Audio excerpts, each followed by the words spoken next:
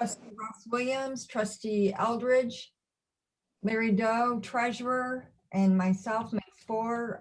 Clerk Rowe is currently not signed in. So we have enough to start. Jimmy Wilson notified the clerk's office that he will miss the work session. I'm not sure about trustee Gero Rowe. So the first item on the agenda, we have Raina, who is here with us, Emmons from Post Smythe, Luton Zeal, and she's going to do a very brief presentation on our 2019 financial report. Raina? Good evening. It's great to see everyone. Yes, I will keep it brief. It looks like you've got some things to talk about after me. So, but the township does have a very good financial report. You were filed on time, despite all the COVID things going on back in March through June. You know, staff was very accommodating. I appreciate that. They got me in. We got it done. So this is for the Charter Township of Ypsilanti's audited financial statements for your year ended December 31st, 2019. Starting off with some highlights, property taxes and the taxable values. Your taxable values increased in 2019, 8.2%, which is phenomenal, really. And you know, everything was going quite well, actually, right into January, February of this year. And then, you know, you all know what happens after that. But I'm here to report on last year. State shared revenue was up 3.8%. We were getting about 2% increase each year. And before that, it was flat. So 3.8 was actually very good coming from the state. And it remains to be seen for 2020 what ends up, but it doesn't look as drastic as what they were originally projecting from the state level. So you should be very happy with the property tax values up quite a bit. Hopefully that will, I don't expect any drastic changes this year. Next year's taxes will be based on your assessments as of December 31st, 2020. So, you know, we're not anticipating any significant drops. The real estate market, as far as residential and even commercial, has been holding its own. People are buying and selling houses, and the people are getting their prices. So there are no drastic reductions. So we're hopeful property taxes remain steady, if not increase. After transfers out in the general fund, you still managed to add $300,000 to the general fund balance at the end of the year, ending with a fund balance of $6,745,000. One thing we like to look at is building department revenues, just to so you can kind of gauge your activity within the township. What was happening? Was there a lot of development? Were there people adding on to their houses and renovations? So 2019 was pretty much on par with 2018. You had about $950,000 of permits pulled in 2019. It was $958,000 in 2018. So very, very comparable.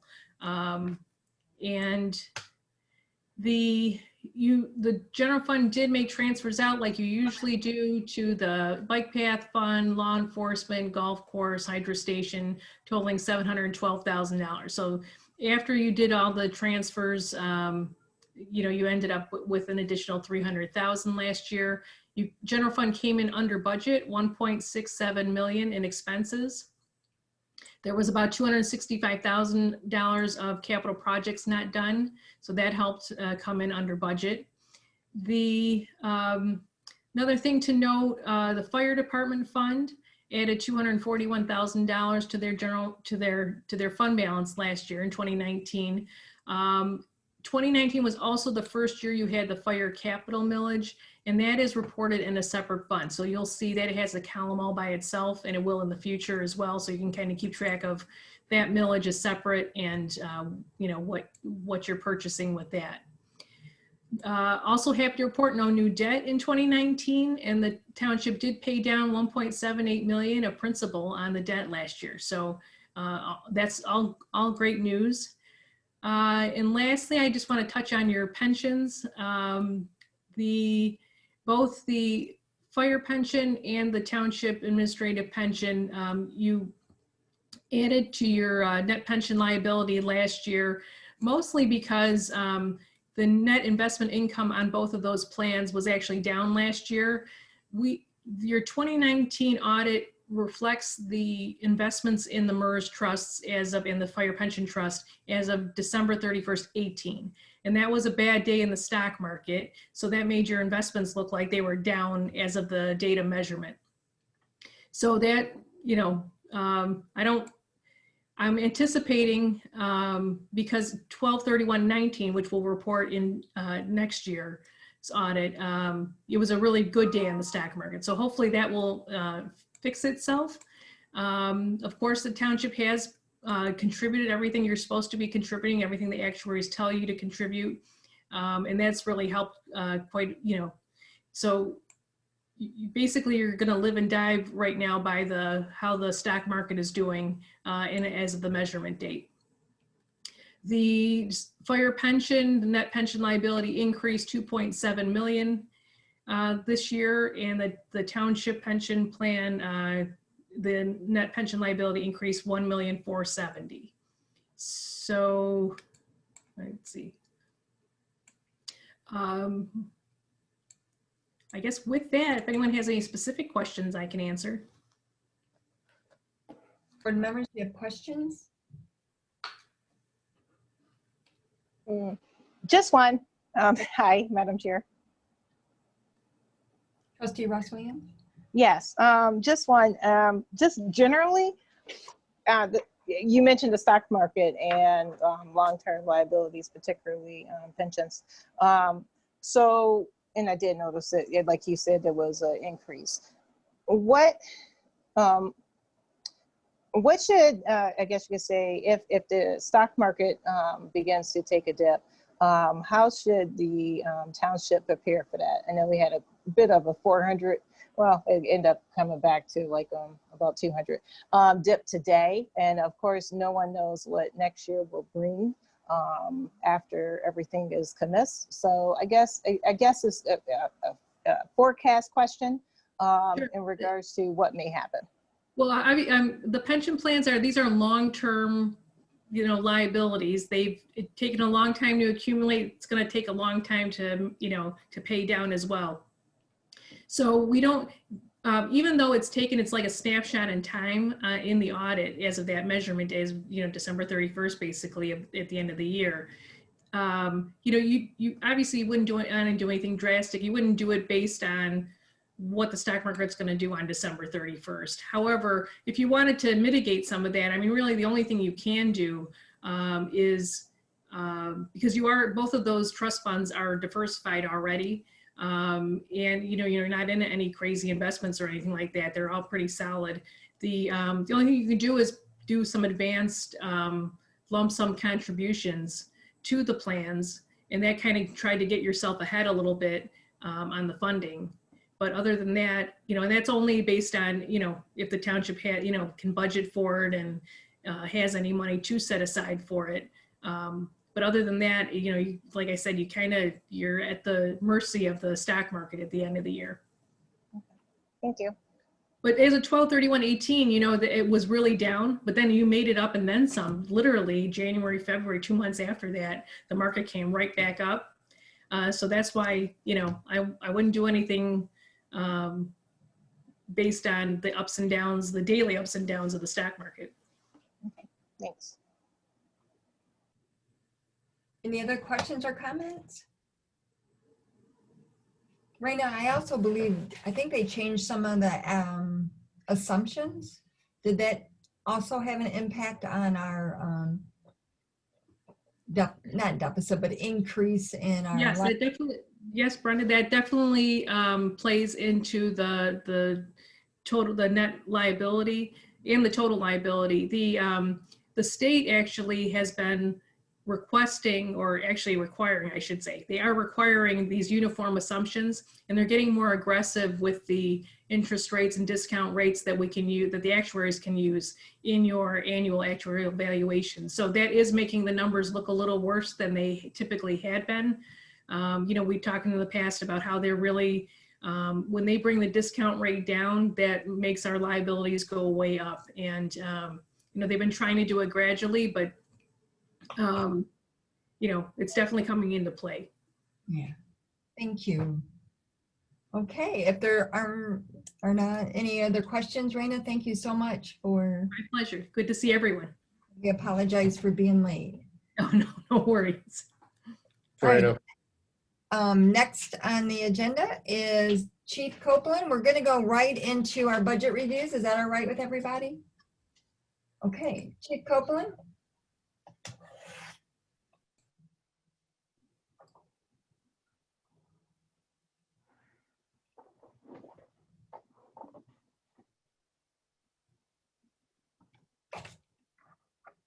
Eric, can you hear us?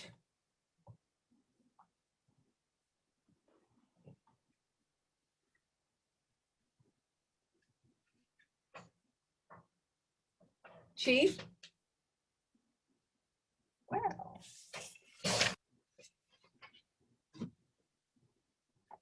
I see that he's on the Zoom and he's unmuted. So, I don't know what to say. I could go through his budget, or we can wait and come back to it if everyone would like to do that. Madam Chair,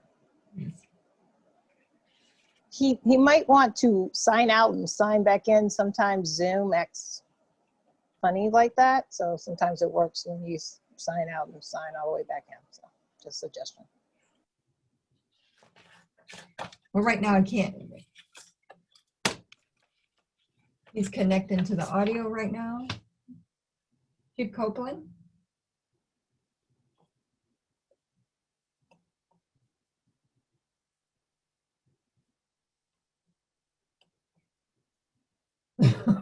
Okay, I'm trying to be professional at this time. I will be happy to go through the fire department budget until Chief can get connected here. Right now, I'm trying to call him. Well, I see that he's connected, but if Chief, you're not, they want you to do your budget. Can you not get on? I cannot, the audio, I'm seeing everyone, but I just can't get the audio. Okay, somebody said maybe if you turned it off, left the meeting and then tried to rejoin, maybe? no, unmute, Chief. Are you muted on your end? I'm gonna do it on my phone though. You're unmuted, right? Yeah. Yeah, he says he's unmuted. All right. He says he's gonna try to switch his phone, see if that works better. Well, in the meantime, we can go through BSR too. That's a pretty short fund to go through. I don't know if anyone has any questions on it. There were no big changes at all in it. We increased the amount we paid to the recreation fund to transfer out by about 37,000, and we decreased the amount we were sending to the golf course by almost 37,000. So it pretty much is a wash. All capital improvements, for our roads will come back to the board. Sorry about that. Does anyone have any questions on BS and R2?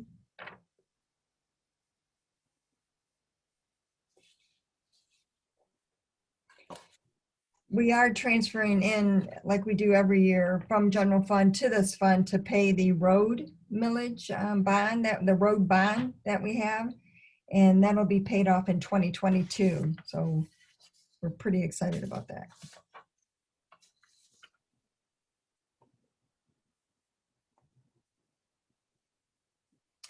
All right. Questions in that?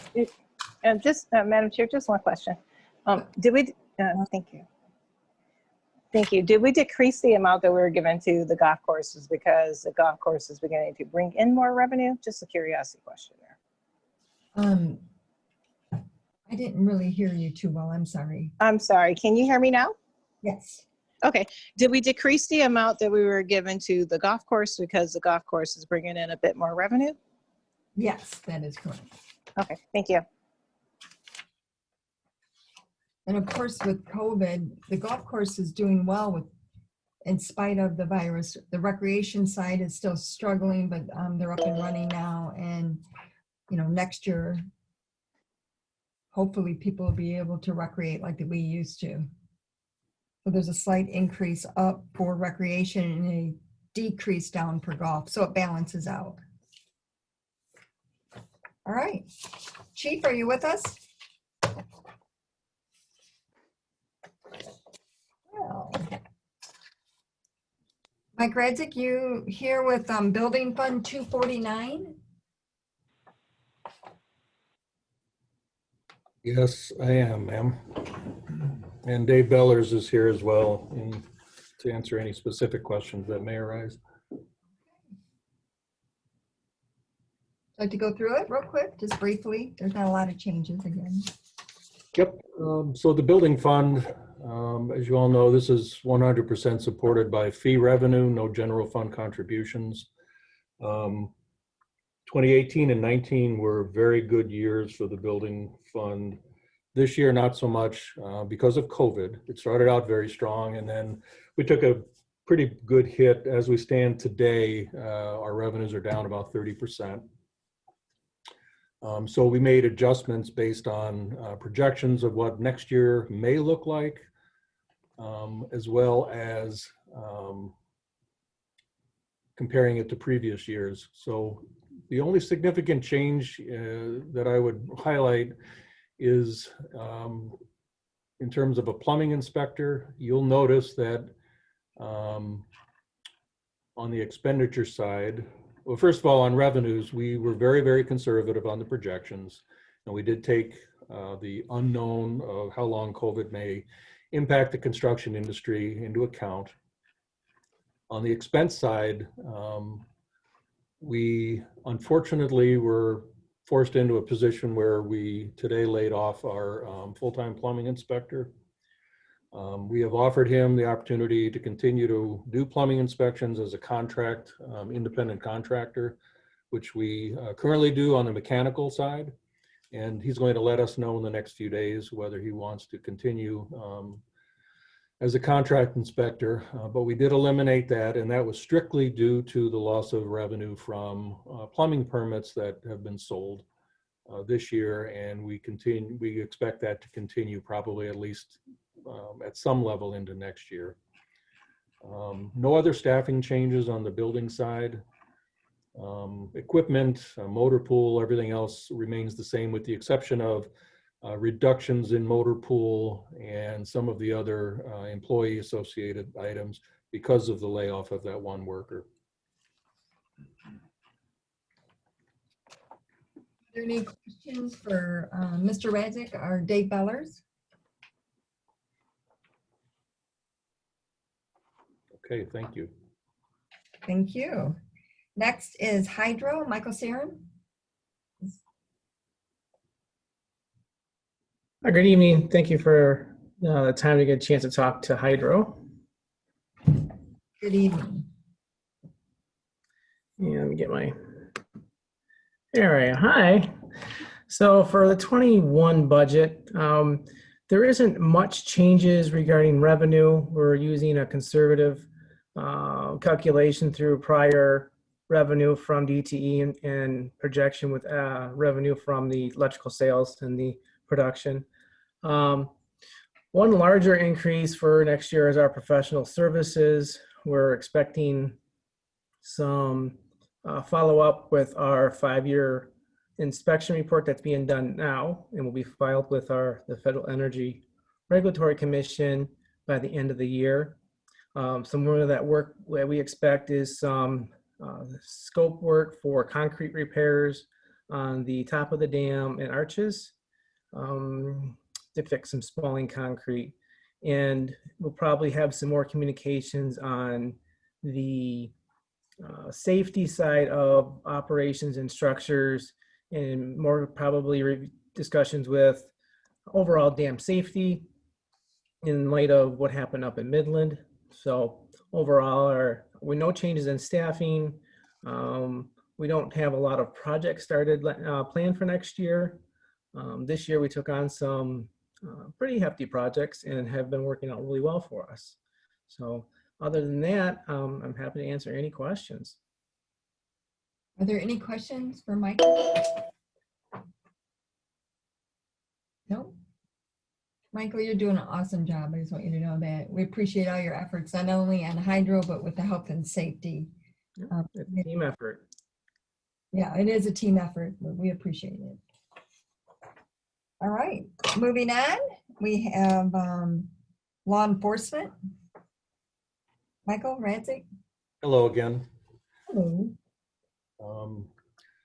There's a little bit to talk about with the law enforcement budget for next year, and I'll be happy to entertain all of your questions. Start with the revenue side. The revenue has been projected by our staff and others to be approximately 2.3% higher. I would also point out that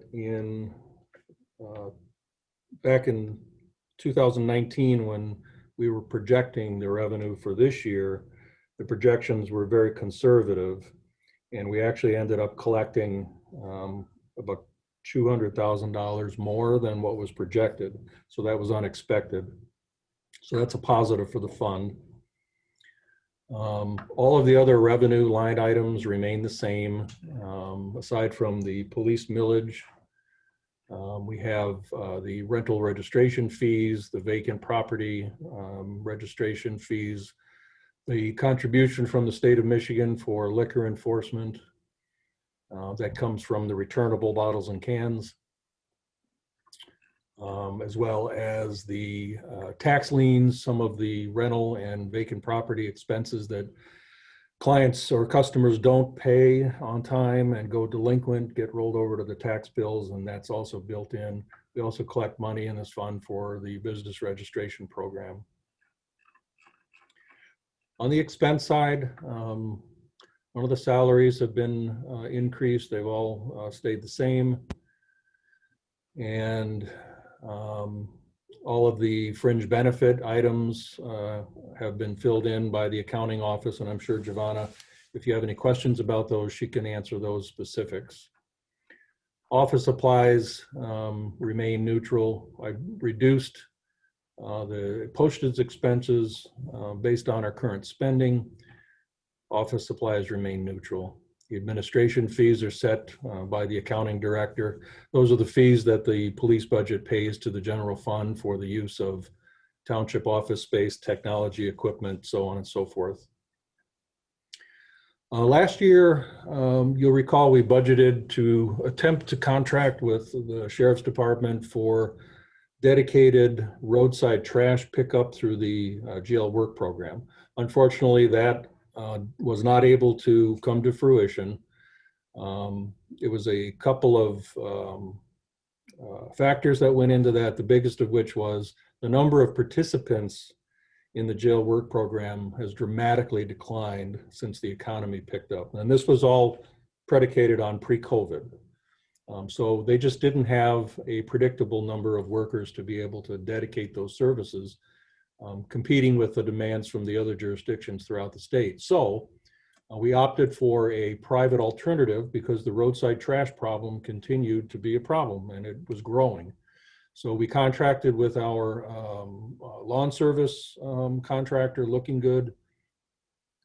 He agreed to take on the task of sending crews out and do roadside trash.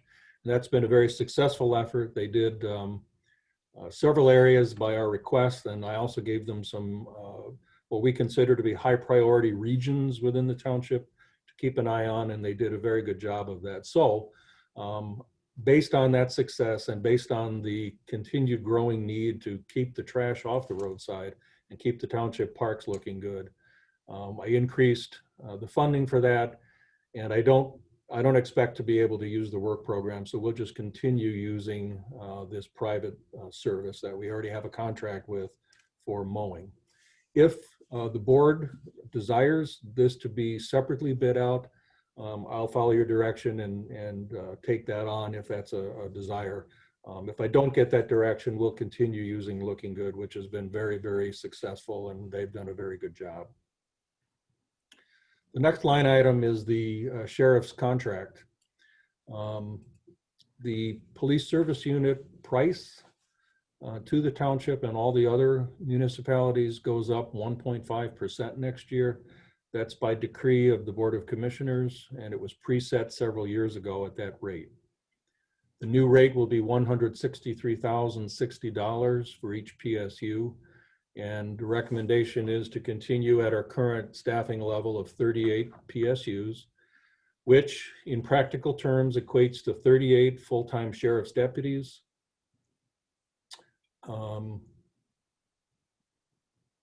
6 sergeants assigned to the patrol division, which includes our, oh, I'm sorry, it does not include our community action sergeant. The community action team sergeant is kind of an extra add-on that we receive. It also includes the dedicated lieutenant. So the 38 PSUs puts a total of 45 sworn officers in the township. And in addition, we get full use of the Detective Bureau. And there's, I think, 7 or 8 people in the Detective Bureau. And traditionally, we consume about half of those services. So Stan, if you want, you can more or less consider 4 of those extra sworn officers as part of our contingent through that arrangement. We also get full use of the SWAT crisis negotiation team, their canine support division, computer forensics, community engagement services, so on and so forth. There's also 1 full-time community service officer, civilian, that's assigned to the LEC and works there 40 hours a week. The overtime for the sheriff's deputies has been recommended to remain neutral. We did reduce it substantially in 2020, and I'm not proposing any increase. It was a little bit difficult to budget for this category, and I'll tell you the reason why. As many of you should be aware, we occasionally we have unfilled positions, and when that occurs, they bank those hours. They put those hours into an administrative bank, and together we track those hours to make sure we get everything that we're paying for. For several months this year, in lieu of sending us an overtime monthly billing, they chose to deduct a proportionate number of banked hours instead of sending us an invoice and having us pay that bill. So when you look at the expenses for the overtime for 2020, it may look extraordinarily low, much lower than it should be, and that's the reason why. We didn't have to pay out those dollars, and instead they took it out of banked hours. So for 2021, I left it neutral, not knowing whether that trend would continue or if we'd be billed every month like we have been for every month, every year up until this year. Liquor expenditures, we do fund money for area youth to act as decoys to try to purchase as an underage buyer at party stores, liquor stores, grocery stores, bars. And so when they work with the Sheriff's Department, there's a very strict accounting that goes on, and we follow the State of Michigan Liquor Control Commission procedure for that. And then those volunteer youth get paid for their services. We're continuing to contract for 2 school resource officers. However, since this was submitted as a recommendation, the Ypsilanti School District chose to terminate that contract. So I believe Lincoln is continuing, and we should have access to that school resource officer for the summer months next year. But unless Ypsilanti Community Schools reinstates that position, we'll be down to just 1. But I did budget for 2 in the event that should change between now and next summer. Public nuisance abatement funds is what helps keep the community action team rolling, and there's no change there. Same with the animal control contribution to Washtenaw County. The next 2 line items are new, and I'd like an opportunity to briefly explain those. The first new line item is called Police Security at 14B District Court. I know you know because you've been involved in those discussions with the judge and magistrate and maybe the safety committee, but there's been a recommendation on the table to fund court security at 14B. I believe it's the only district court in the county that does not have some form of security, sworn armed security. And so working with the magistrate and with administration, went ahead and we budgeted for that out of the police fund. These will be uniformed sheriff's deputies. When the state court administrator's office sent an investigator down to look at the court and make recommendations, it happened to be a retired state police lieutenant from Lawnet that I happen to have been acquainted with. It was Lieutenant McDonough, if you knew him, Stan. I helped with the magistrate when they did that audit, security audit of the building. And he pointed out that because the Civic Center and the court are connected and there is a connecting doorway in between, if the decision was ultimately made to have one main entrance where people coming in would be directed either to the court or to the Civic Center, that the state court administrator's office would then consider the entire campus structural facility structures to be part of the court, and the township then would have the right to prohibit firearms from entering the building, the same as all the courts throughout the state of Michigan currently do. And those uniformed officers that would be assigned to court security would also have the ability to react and respond and patrol the Civic Center campus as well as just the court. So it would provide a security presence for all of the township employees in the Civic Center and a higher level of security comfort for everyone on this campus. The amount that was budgeted is the most recent amount that was estimated by the magistrate and the judge working in conjunction with the Sheriff's Department administration. The next new line item I consider to be extraordinarily important for next year. It's a pilot program that we're intending to do jointly with the Sheriff's Department called LEAD, which is an acronym for Law Enforcement Assisted Diversion. And in the explanation narrative, I attempted to give a basic summary of what that program would entail. And I'll try to explain it a little bit better right now. Let me just tell you how this came about. I've been familiar with the LEAD concept because Seattle, Washington has been doing this for about the last 10 or 12 years, and it's been highly successful in reducing root causes of crime and reducing a lot of the drug-related, homelessness-related, poverty-related, petty crimes that affect people in neighborhoods. And it's led to a lot of harm reduction and increases in the quality of a lot of folks' lives. Not only the offenders who received assistance and improved, but the victims of crimes, because many of these crimes were no longer being committed and they weren't being victimized. It's been replicated in Portland and other major metropolitan areas throughout the United States, and it's considered to be extremely progressive and very highly thought of. Several of us here had conversations about this, and in light of all of the latest social activity going on related to law enforcement, Supervisor Stumbo reached out to Sheriff Clayton, and they had conversations, and I believe they met on this topic. And Brenda asked if the sheriff would be willing to initiate a pilot program with LEAD in Ypsilanti Township. And the sheriff was very enthused based on what I was told. I had a follow-up conversation with him on how this would work, what needed to be done on their end to get this up and running, and what the costs would be. So that is our intent in 2021 to start a pilot LEAD program with the Sheriff's Department. There are a lot of moving parts that all have to align in order for this to start and be successful. The first moving part is funding. The Sheriff's Office apparently has received some kind of a grant to get this up and running. I'm not certain yet what the cost to Ypsilanti Township would be. So I budgeted what I thought would be a reasonable amount of money to sustain it throughout 2021. In the end, it could be much less and it could be more. The second moving part is the county prosecutor. Everyone involved in this, and Sheriff Clayton and I discussed it, wholeheartedly believes, and it is true, the county prosecutor must be 100% on board to support this program in order for it to be successful. In addition, our local prosecutors that prosecute our local misdemeanors through McLean and Winter's office also have to be on board.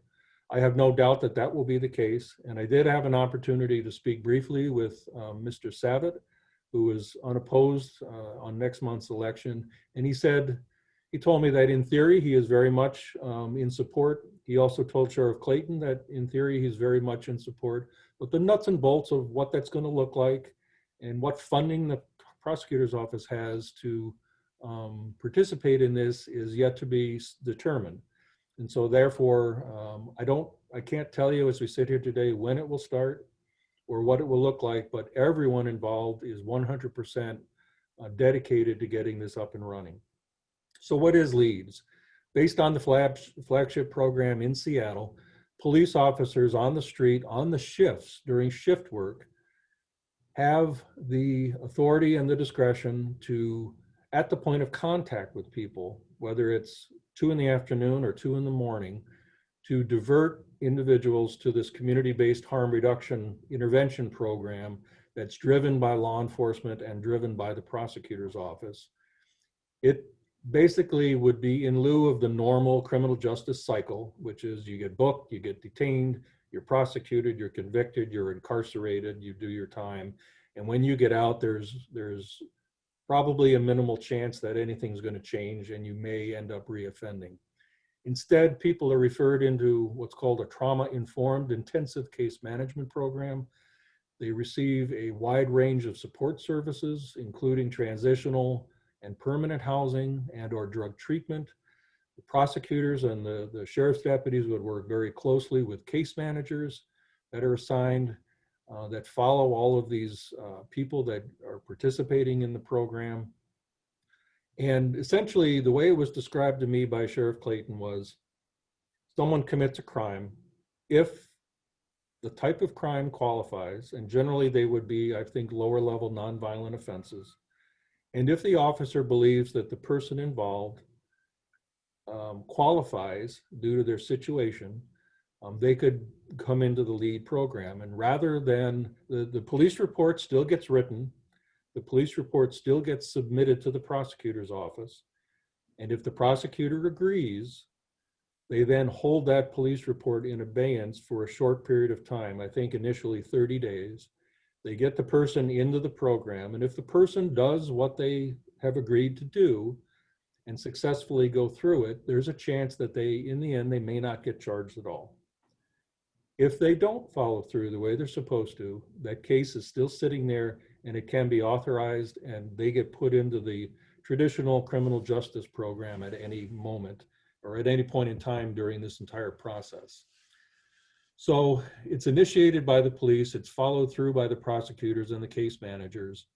And, but in the end, it's completely up to the willingness and the ability of the offender to participate and raise themselves up. But it definitely provides that opportunity and those resources that they would not otherwise have access to.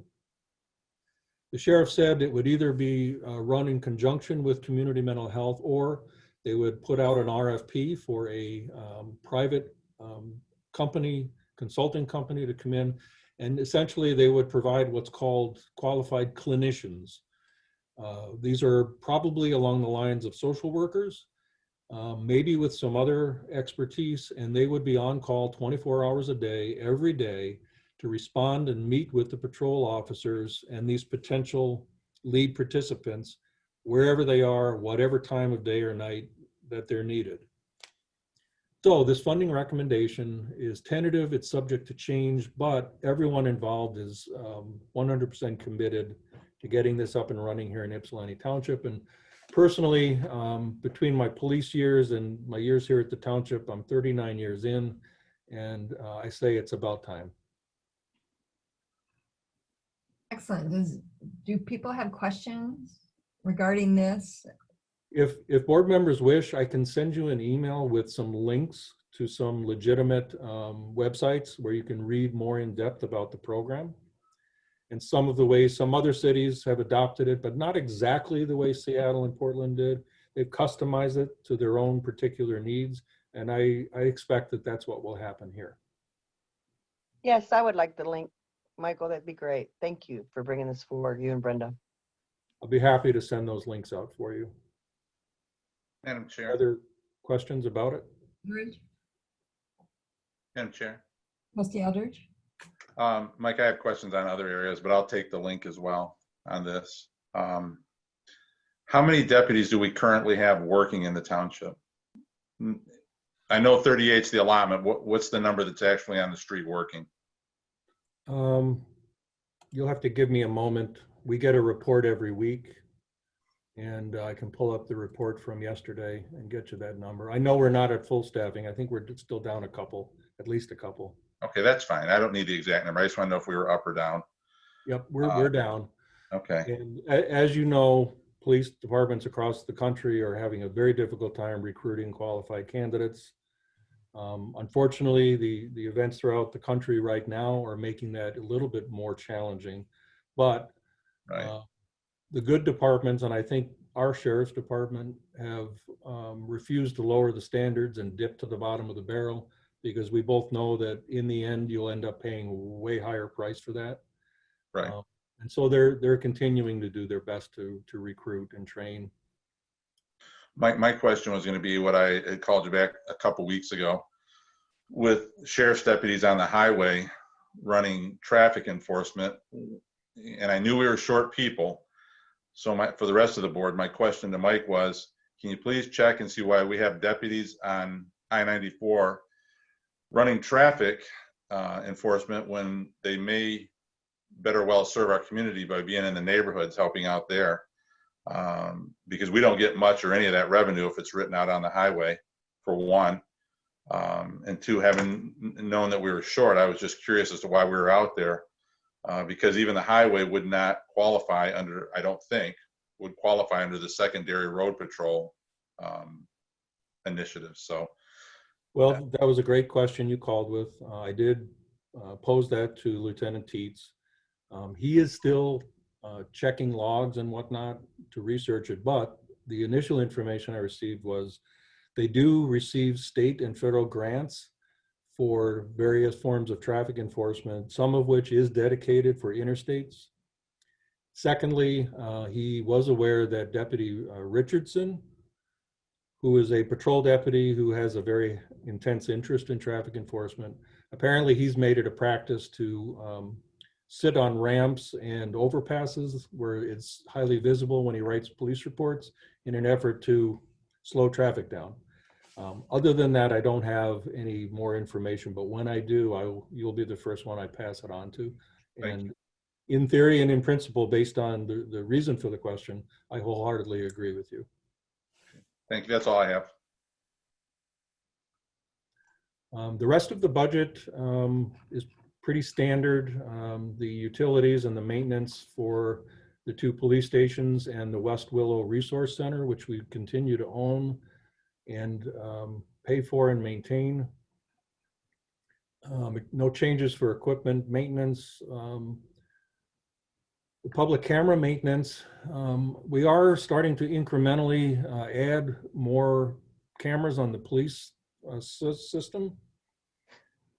Some of the new ones we're adding are not attributable to a special assessment district for maintenance and operating expenses, and so I'm budgeting those costs here out of the police budget. The Sheriff's Department has given me a list, and I've vetted it based on my own knowledge, made a couple of changes, but for the most part, we're following their recommendation to add cameras at strategic locations. For instance, I think you recently approved a new street light to be installed at Ford Boulevard and Clark Road. And when that goes up, we'll be putting one of these new township cameras with a triple lens so that it'll capture both directions on Clark Road and the Ford Boulevard as well. We're no longer buying single lens cameras at these locations.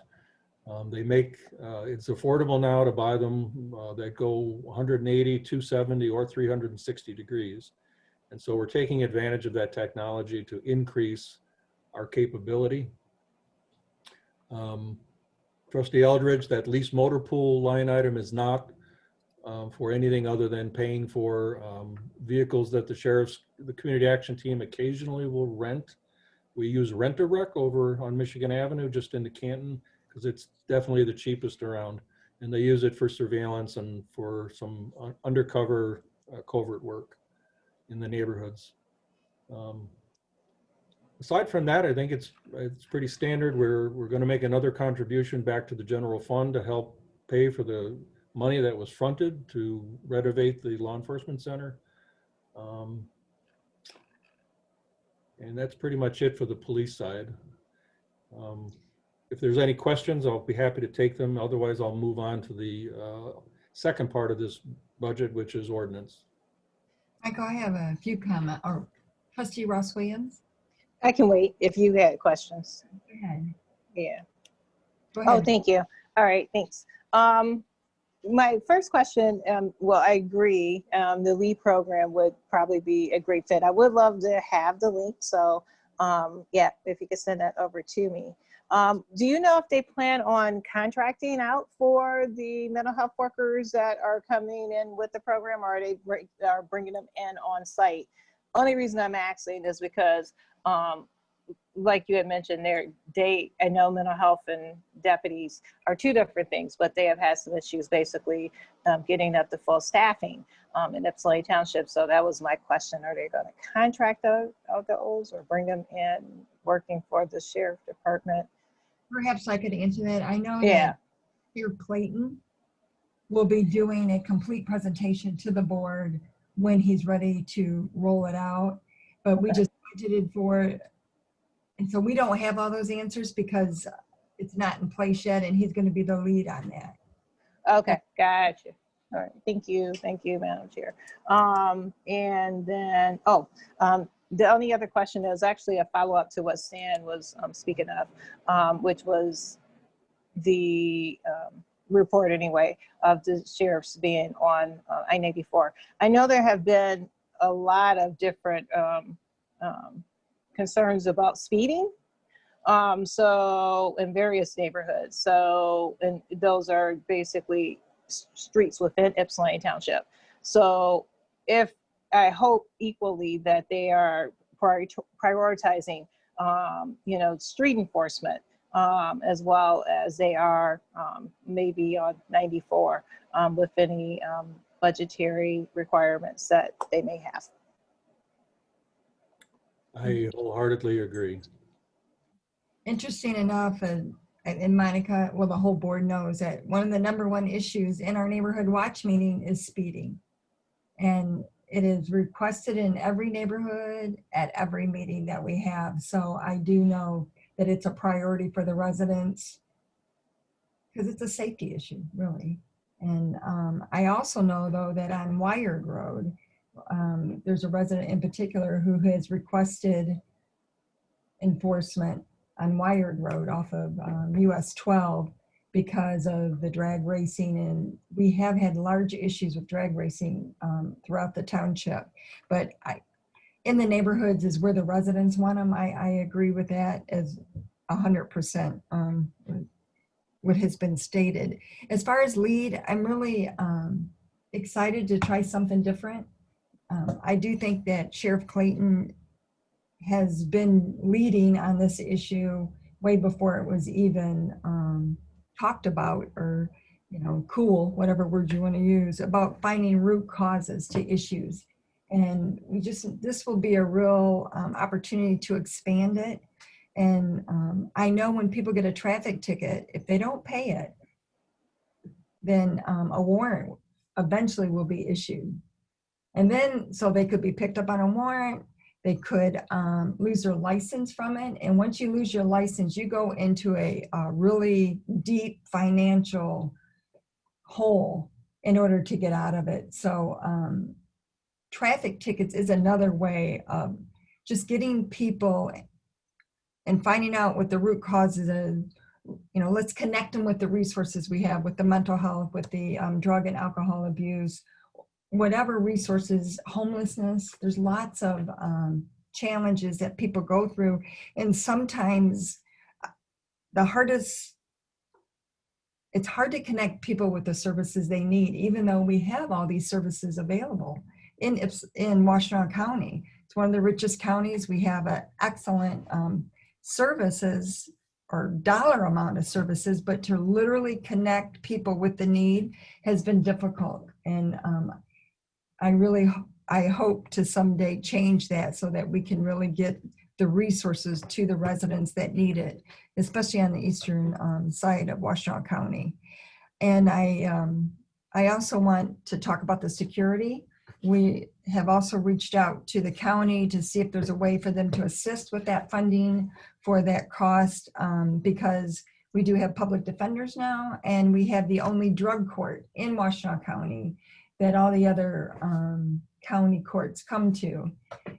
Not the city of Ann Arbor, but the county courts come to the drug court in Ypsilanti Township, thanks to us applying for grants and continuing to receive the grants. But I do think there's an opportunity for partnership on that as well, because the long-term operational costs could be steep.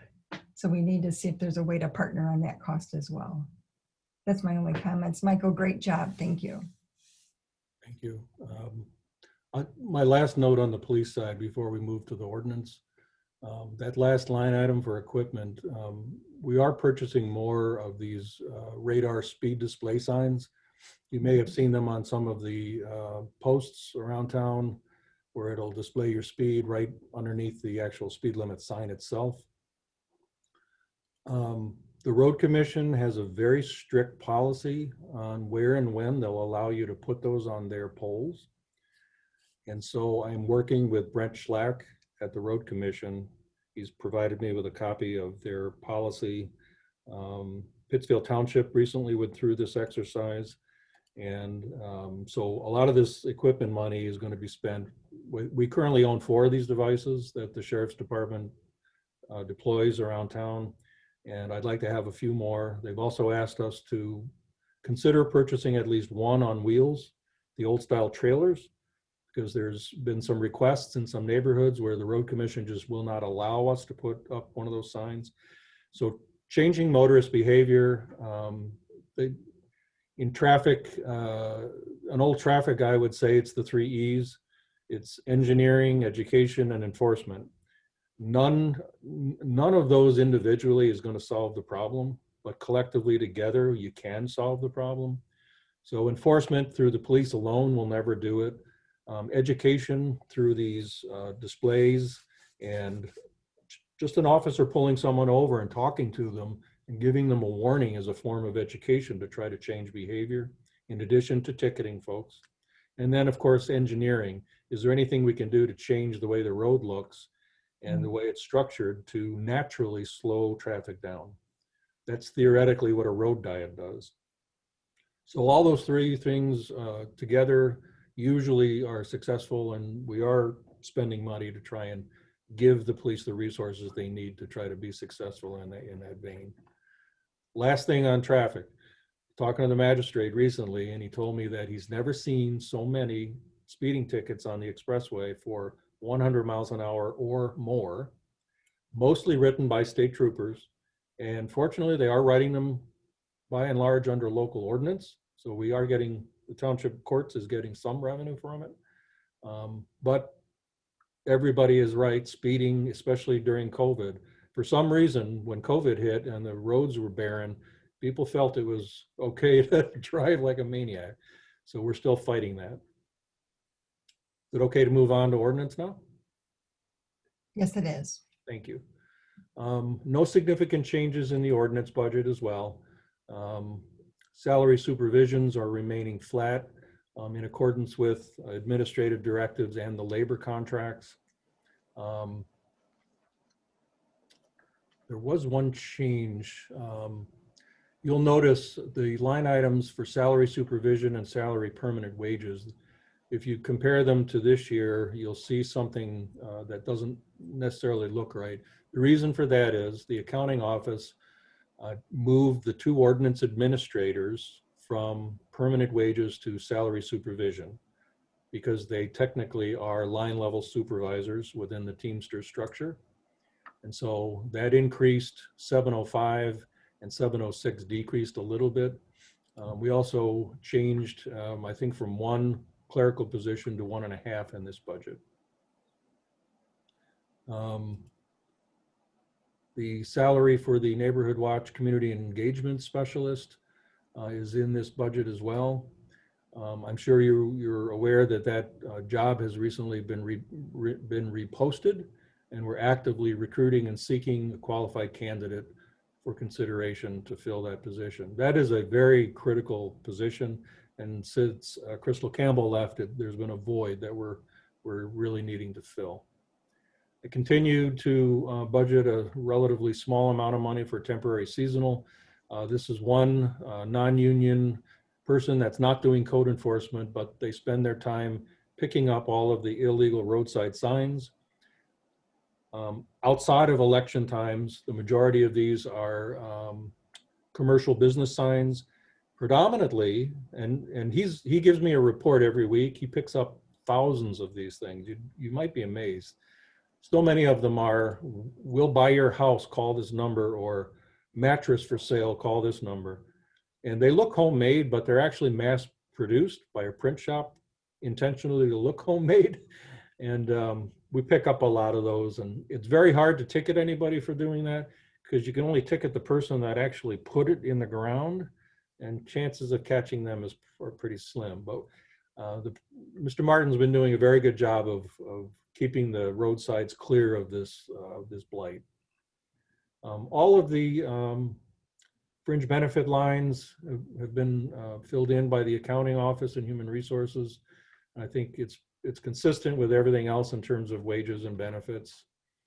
The office supplies, I did increase office supplies in this budget based on our current expenses, because we've been purchasing, we went to these lawn sign notices of violation, that they're different colors. We were using 3 different ones right now, and the ordinance officers are able to put them in the ground. We started using them because of COVID, because we didn't want to send people up to someone's front door, because it would be unsafe for them and the person inside.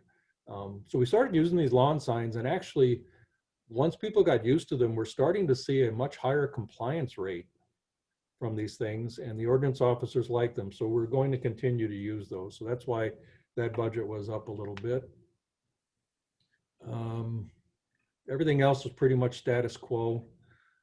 No significant changes in that budget as well. And I'd be happy to answer any questions about this section of the budget. Board members, are there any questions? Madam Chair, I know I have to go, but I just wanted to make sure, number one, we had a quorum, because I do have to leave. But then number two, my question just on this area, I kind of wanted to, I know there has been some, good way to say it, some blight issues over off of East Michigan Ave. And so I wanted to just kind of put a bit of a word out there to have the ordinance department continue to, enforce East Michigan Ave, especially as it relates to some trash and just overall appearances. So that was pretty much it. And we do have a quorum, right, Madam Chair? Thank you. Okay. Duly noted, thank you. I will also say we recently assigned ordinance officers to be personally responsible for different commercial retail strips, like the shopping centers, and this was at the request of the supervisor. We continue to get a lot of complaints, and some of them are way worse than others. I'm sure you know which ones we're referring to. Many are on East Michigan Avenue, and so Trustee Ross Williams, I'll be happy to speak with the ordinance officer that's responsible for East Michigan Avenue and have them step it up.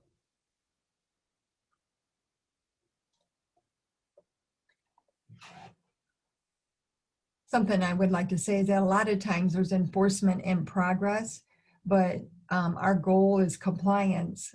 So a lot of times people aren't always aware of what we are doing and where they're at in the process. So anytime anyone has any questions, just contact Michael. Thank you. Anything else, Michael? No, ma'am. All right. I wonder, is our fire chief with us?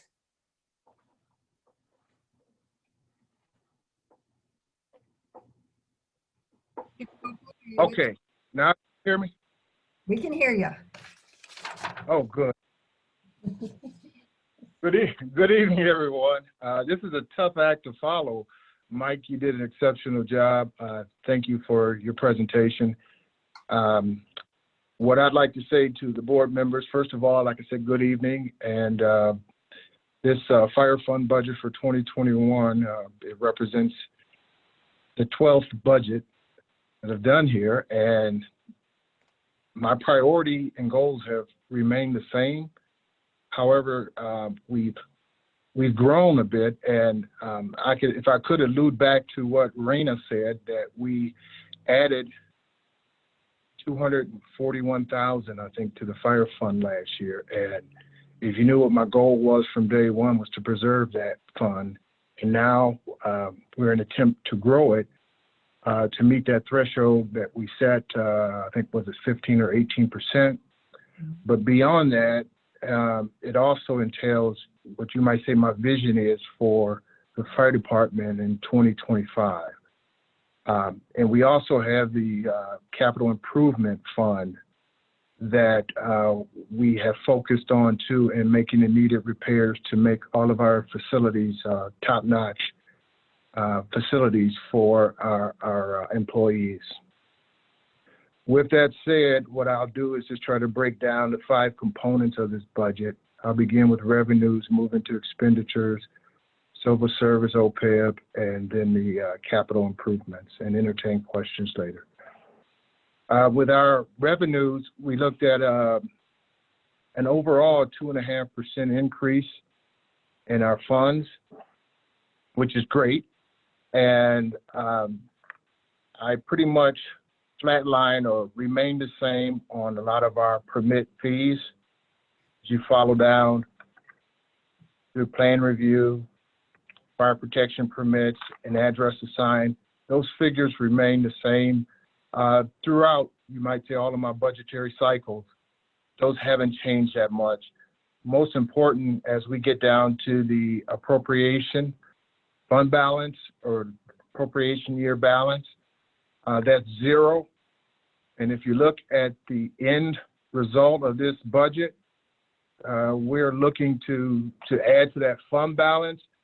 But I would say that is part of what some of my goals are for 2025 are entailed in those numbers also, and I'll get to those.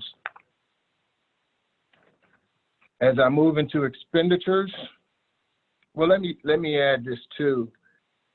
What I've been doing over the last 7-8 years is soliciting in these regional grants.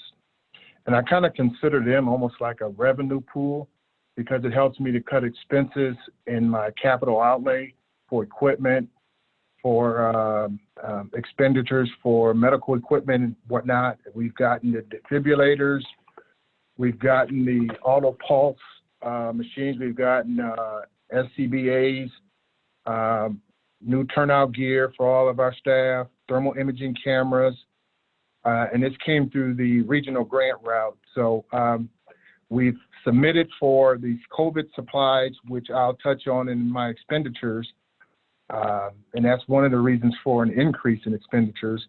But we're looking at securing enough medical gloves and gowns to last us a couple of years, let's put it that way. So we're looking at an outlay of probably close to $17,000, $18,000 under the 10% match to get us COVID supplies, because I'm hopeful that this dreaded disease will end.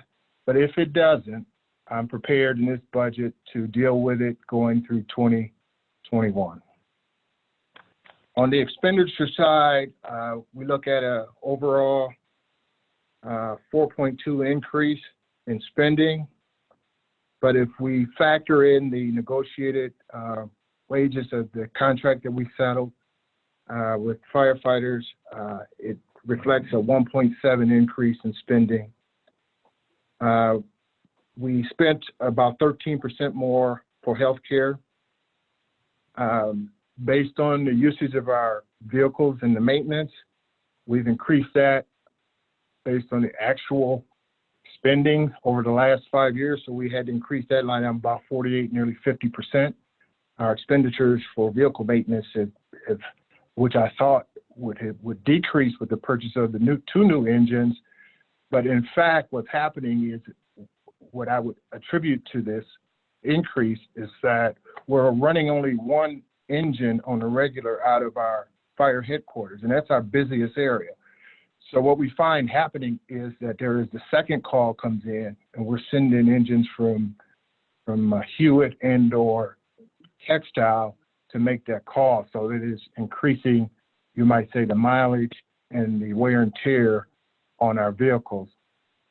Going forward in the future, 2025, I would like to lay the foundations that we can perhaps run a second engine out of our Ford Boulevard station in hopes that that would reduce some of the wear and tear, but would also help us as our call volumes increase to be able to meet those challenges and to keep our response times under like 4 minutes. Also, the COVID supplies, we increased the expense for our COVID supply line item, and we increased that by 50%. We've been doing the sanitation of all of our locations, our stations. We plan on continuing that through year 2021 or until this ends for us.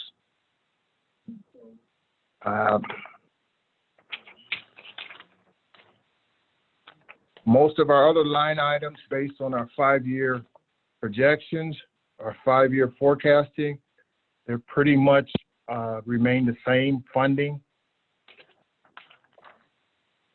such as training, medical supplies, fire prevention materials, our outlay for utilities and whatnot are all kind of remain the same under expenditures.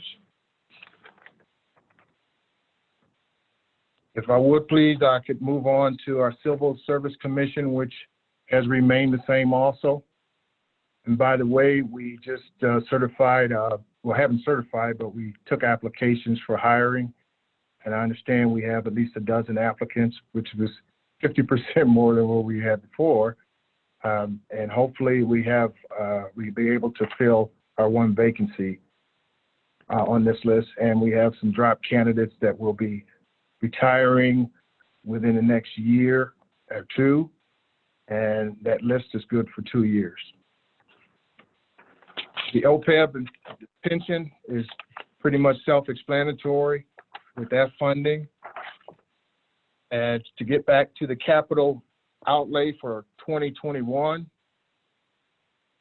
under our capital improvements, what I'm looking to do is to redo the parking lot out at Station 3. They have asphalt there currently. We want to replace that with concrete and make we have a gravel like parking lot in the back, and I'd like to concrete that also. And I've allocated money for that. To repair the asphalt out at Station 4 and to fix the lot drainage. We have growth of weeds and or materials that are coming very close up to our building. And if you notice, when we get a torrential rainfall, I have a little miniature lake in the parking lot at Station 4. So we plan to correct those problems. I want to revisit the bathrooms at fire headquarters. We sent it out for bid last year and they came back rather high. So we have funds available now through that millage to address that issue here at fire headquarters. And in our basement, we have the original sub pumps of this building. And we ran into some issues about it earlier this year, around the time COVID back in March, with our sub pumps, one failing, and what I'd like to do is replace both of those pumps. And they're continuously running under, there seems to be a underground stream, I think, under the station. So they're running constantly, and I'd like to replace both those pumps. So that's at the capital improvement for, you might say, our stations. I have in it also to replace our 2003 SUV. It used to be the old fire marshal's vehicle. It is in disrepair, leaking oil, and it's not safe to drive, basically. So I would like to replace that one. I've budgeted an amount for that and to add the radio, the lights, and the graphics to the vehicle. I also budgeted for a fire department drone, and I believe this was a collaboration with the building official and/or I thought Brenda in assessing had, and maybe even the hydro dam had some interest in securing this for the township, a drone.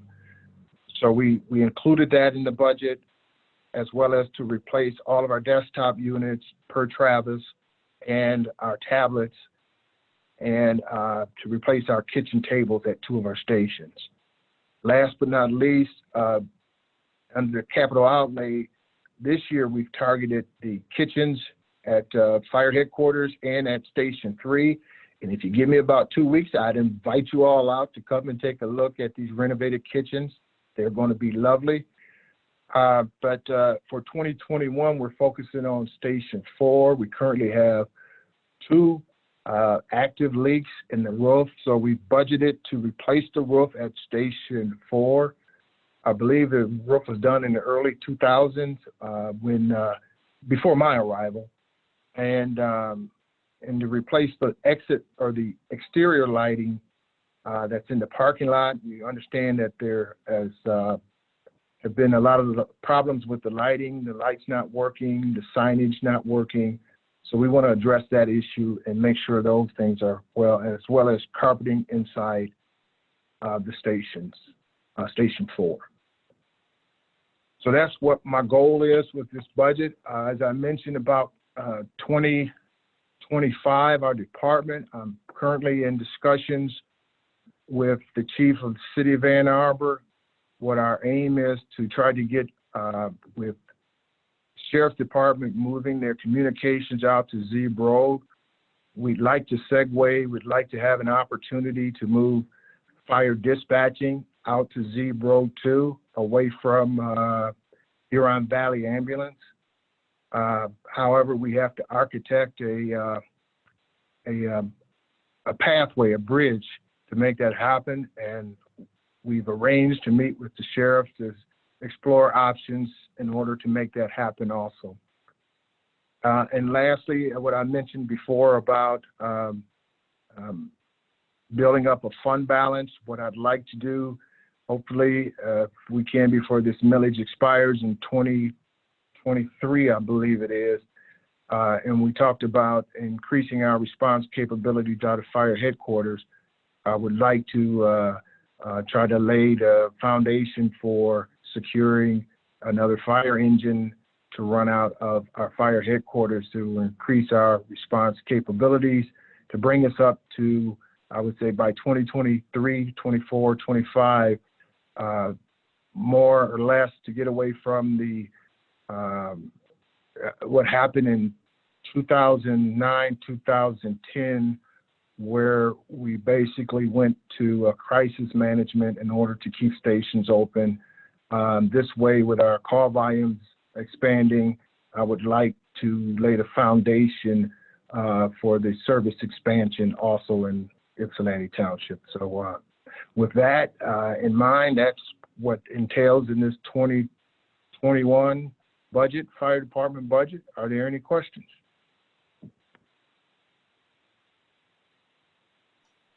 No, I don't have any. Okay. I just have a couple comments, possibly, Chief. The crisis management that you talked about, in 2009, 2010 was actual negotiated agreement that we would retire out firefighters early in order to, for the future, to pay for the staffing level that we have and to continue with that staffing level. You and I have had these conversations before. The one thing when we actually voted on this as a board, it was with the understanding that we cannot increase the number of firefighters with the current funding model of what they're paid, what their benefits are, what their pension is, because of the liabilities that we have for that, chief. So I'm not, I just want to let you, I've said this to you personally, I've said it in other board members. I know I saw Larry Doe shaking his head, the auditor, Dave Williamson at the time, Clerk Rowe, I'm not sure if you're on the call, but that was the agreement that we made back then in order to have a sustainable funding for our fire department. I just want to put that out. And I've been reading that. So what I would like to present to everyone, I think will assuage or relieve some of those fears. And I get what you're saying, 2025, and I threw that number out, if you notice, 2025 of what the department should look like.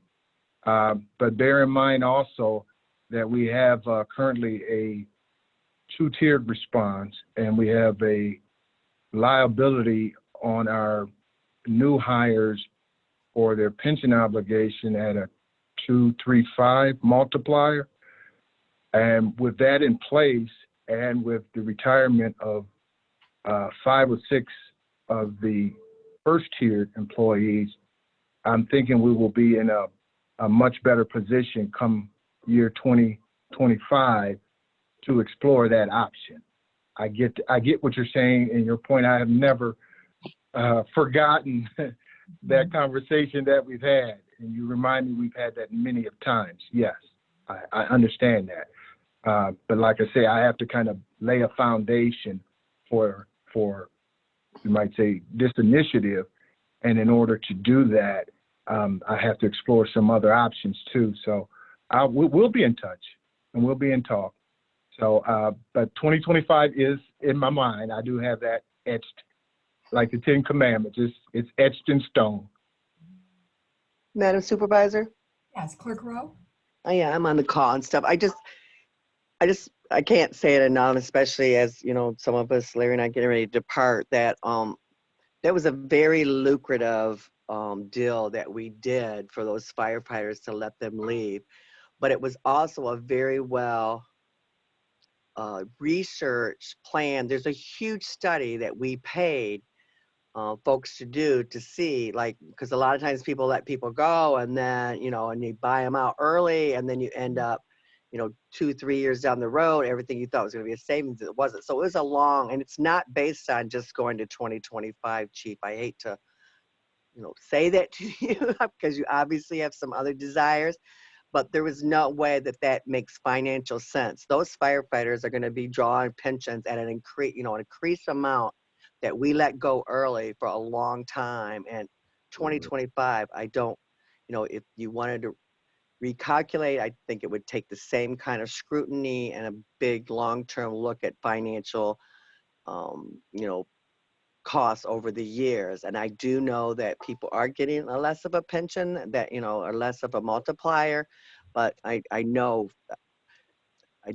my gut says, my mathematical brain, which sometimes works pretty well, and I know Larry's is probably the one that we're going to miss the most, the math head, but he, I know that just there's 2025, I know is not some break even point. So, and I know you say you got to etch in stone, but I think just to even lay out to think that you're talking about putting on more firefighters when that was really, really important decision that was made at that time. And with that, I'll shut up on the issue.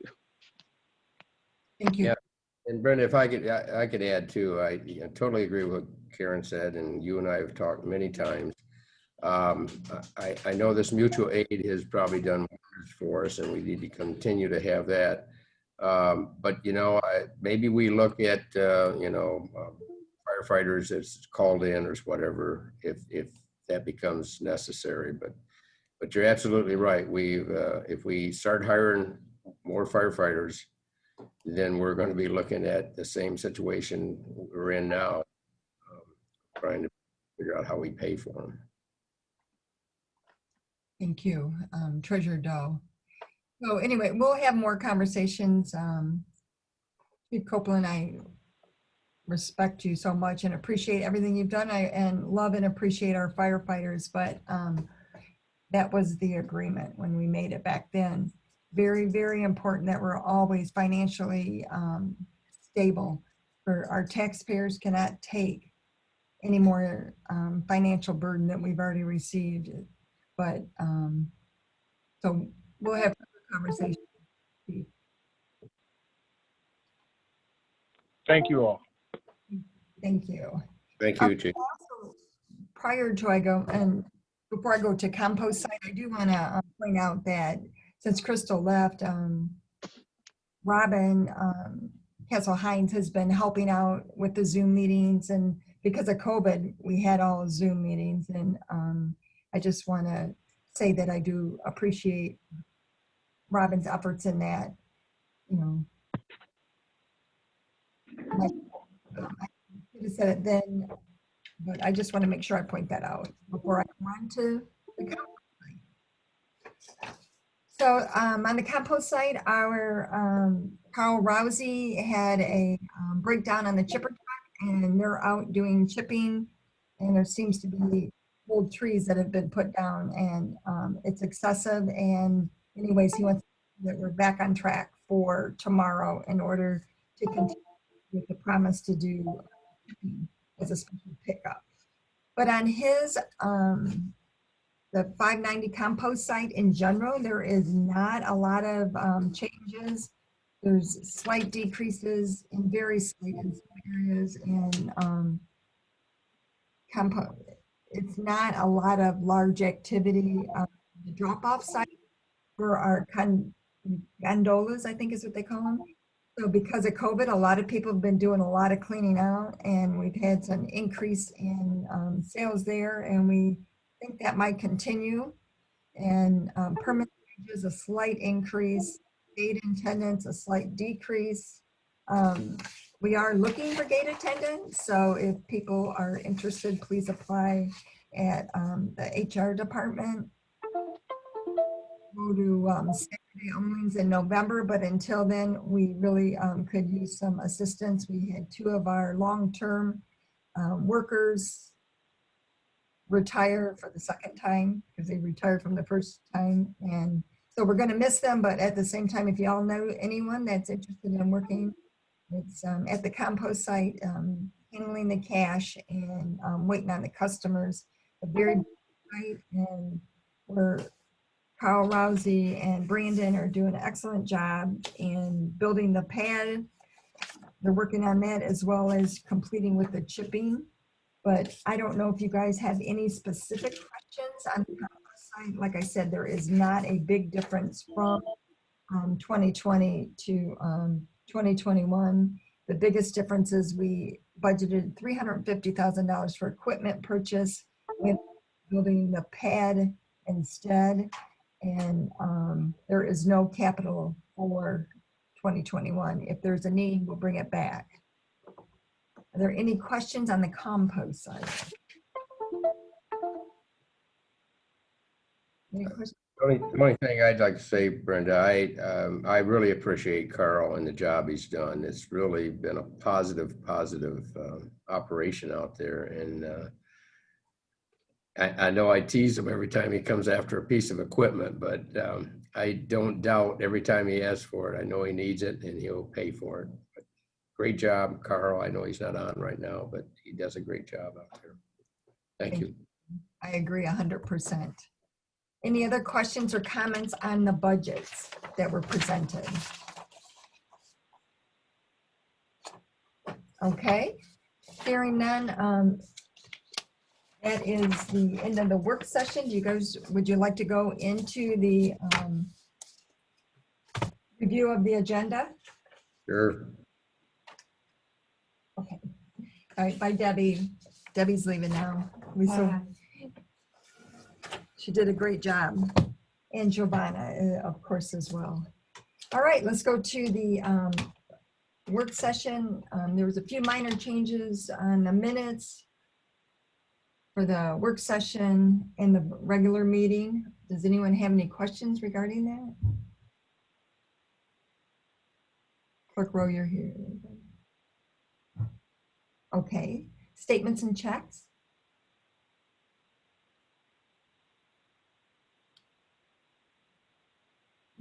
All right, general attorney update, Mr. Winters. One item, I think I mentioned at the last board meeting that the time had expired for David Kirchers to file an appeal on that case involving the township and other named individuals. The attorney representing him did not file an appeal, but Kircher, being in keeping with his past track record, filed an appeal on his own with the United States Court of Appeals, Cincinnati. And so that appeal will be handled by the appellate group within the Plunkett Cooney law firm, who's also handled the similar lawsuit involving the city of Ypsilanti. And as such, they have sent over a separate engagement letter because going forward, attorney Mary Mazaron, who has handled for 20 years, will be the appellate attorney overseeing that. We know it's frivolous. I've requested she try and see if it's possible to have a bond be posted by David Kirk, and we're still talking about that. But in any event, the engagement letter should at least formally approved and signed by Supervisor Stumwell.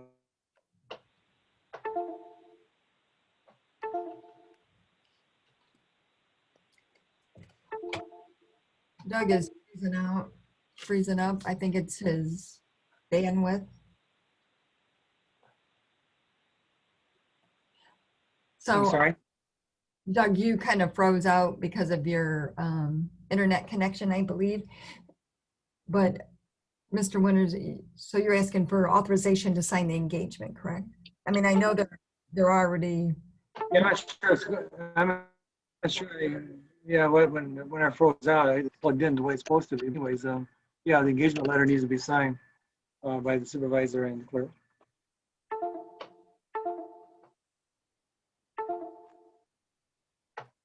Clerk Rowe? Mm-hmm. Okay. So do we need board authorization to do that? They're already currently handling it. And they are one of our current vendors already. But we can formally authorize the signing of it, Mr. Winters. Do I have that letter? Engagement letter?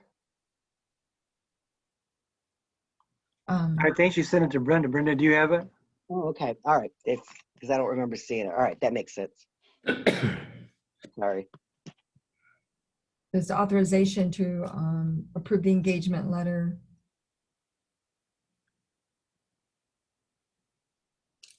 Okay. Doug's frozen again. Under old business, we have the resolution for the creation of neighborhood streetlight special assessment district for Crystal Pond. Clerk Rowe, did you get any other responses? I don't think so, did you? No, because, we didn't reset the public hearing, but no, I didn't hear anything else from anyone Okay. other than the one at the last meeting or 2 meetings ago. No, 1 meeting ago. Sorry. I know. Resolution 2020-12 is the same as creation of neighborhood camera special assessment district. The public hearing was held on September 15th. Under new business, we have the grant award agreement with Washtenaw County for the voting equipment with the county clerk register. We received a grant for this, correct, Clerk Rowe? Would you like to talk about that? It's just, that was part of what I brought to the board before. They were to pay for half of a high-speed tabulator scanner or the 1650, I think it is. I'm sorry, I'm speaking from memory. Don't have it right in front of me for each scanner. So we process with the grant a new scanner, and this is to accept the help to finance that. We have to approve it and sign it. So what's that total that it will bring the number of scanners? 10, is there? I'm sorry. How many scanners will that add to the additional for the election? I believe you got 2 from Washtenaw County, is that correct? That we bought? No, this will only, yeah, this will only bring, this award is for one scanner, and at the last special meeting, that other grant, we said we could purchase another scanner, so it's 2 additional scanners above what we already had. Well, and you already purchased one out of your existing budget, correct? We never did that. One is for the grant, one is being purchased with using the dollars from this grant, and one was for we purchased out of my budget where we're going to use that grant money that we approved at the special meeting for that. So in total, we will have purchased 2 new scanners. So now I have enough and one backup. I have one for every precinct and one backup, or I will have when they come in. Okay. Any questions or comment? So was the grant, Madam Chair? Yes. Yeah, Karen, was the grant for 39,000? That was the grant that we approved at the special meeting. Okay, and that's for cost That was of, 39,000. That's for, we can use that for the increase in absentee voting and also for COVID expenses. Right. all right, I got them mixed up. Thank you. We purchased in one additional scanner under that grant. We're with those funds. Okay, thank you.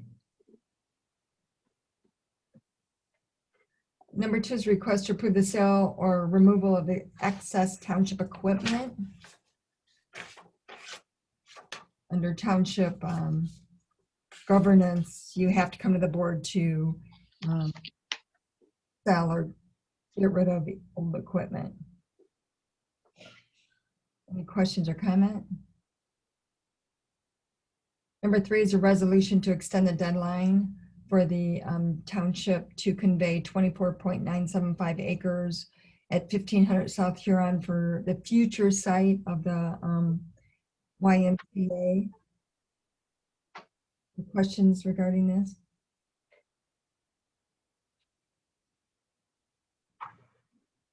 The next item is to award the lease agreement for golf carts to the Golf Cars Plus Yamaha for 5 years in the amount of $45,000. I know Attorney Winters had done a very good review of that and had asked some questions for us to get a response.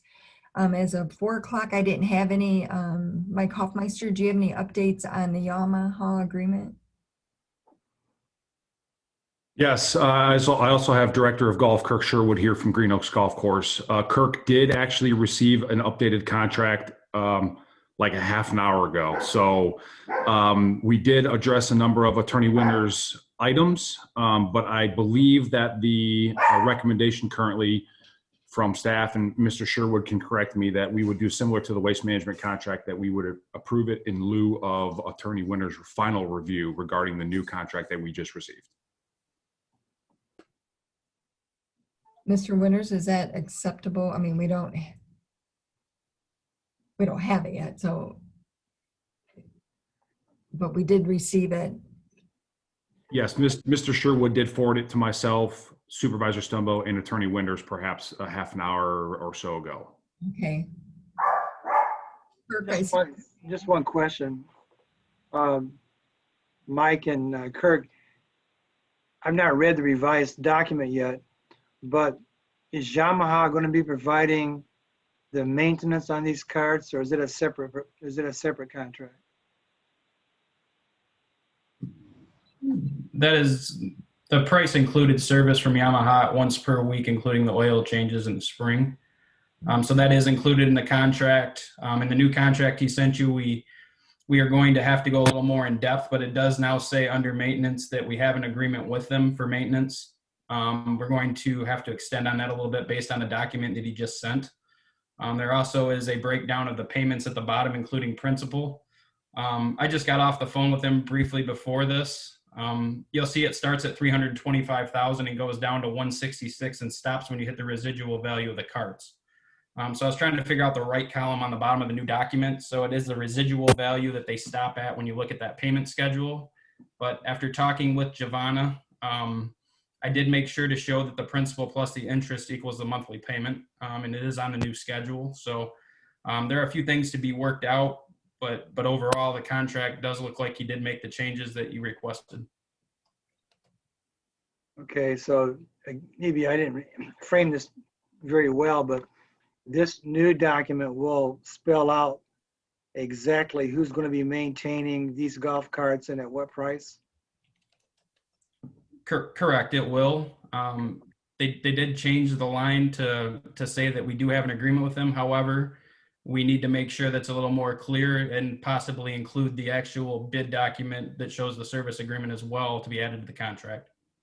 Okay, so is there a standalone service agreement, or is there simply just verbiage that they intend to provide maintenance? I just want to make sure I understand, because I know October 12th is coming up here, and that's supposed to be the day when they're going to switch out 40 golf carts, I guess. I don't know is that date still the It is.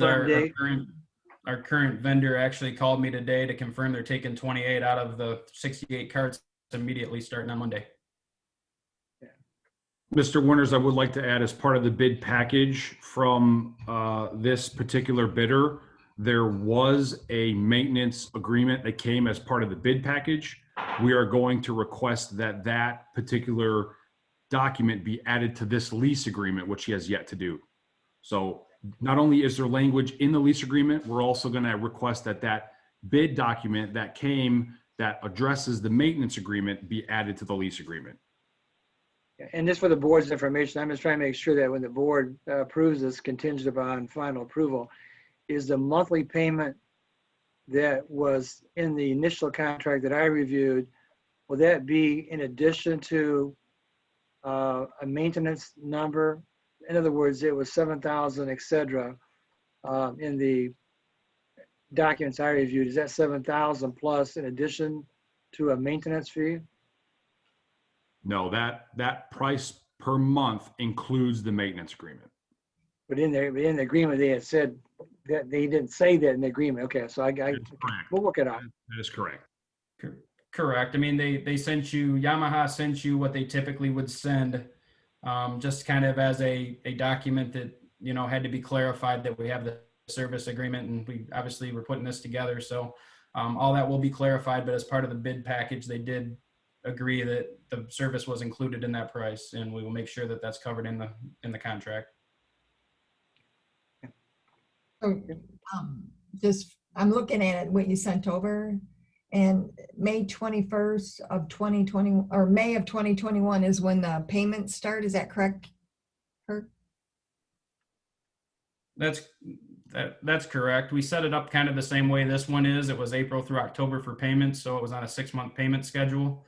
After talking to Giovanna, it worked the best because by that point the golf course has money coming in, so it makes it a little bit easier to make the payments. So we just kind of tried to keep it the same. The only difference is with this, the service agreement's rolled into that one payment, so there isn't a separate service agreement payment. So there isn't.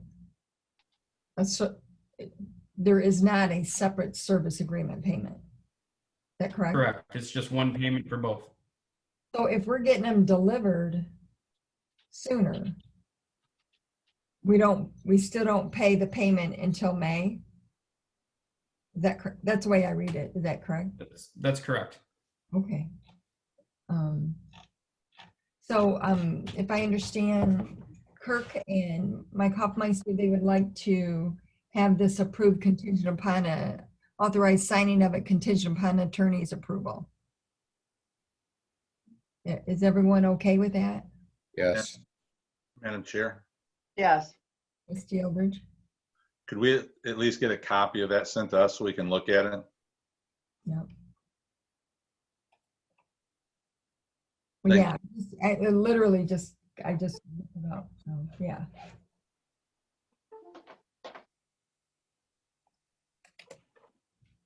Any other questions or comments?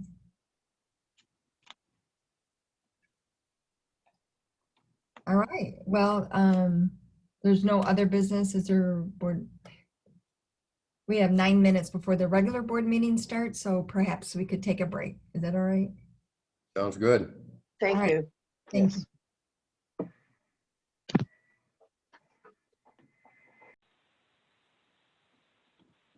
I see one hand is raised. Ms. Joanne McCullum.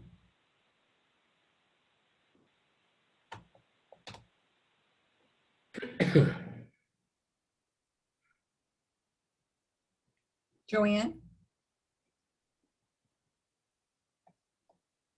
I was looking for the unmute button. Thank you.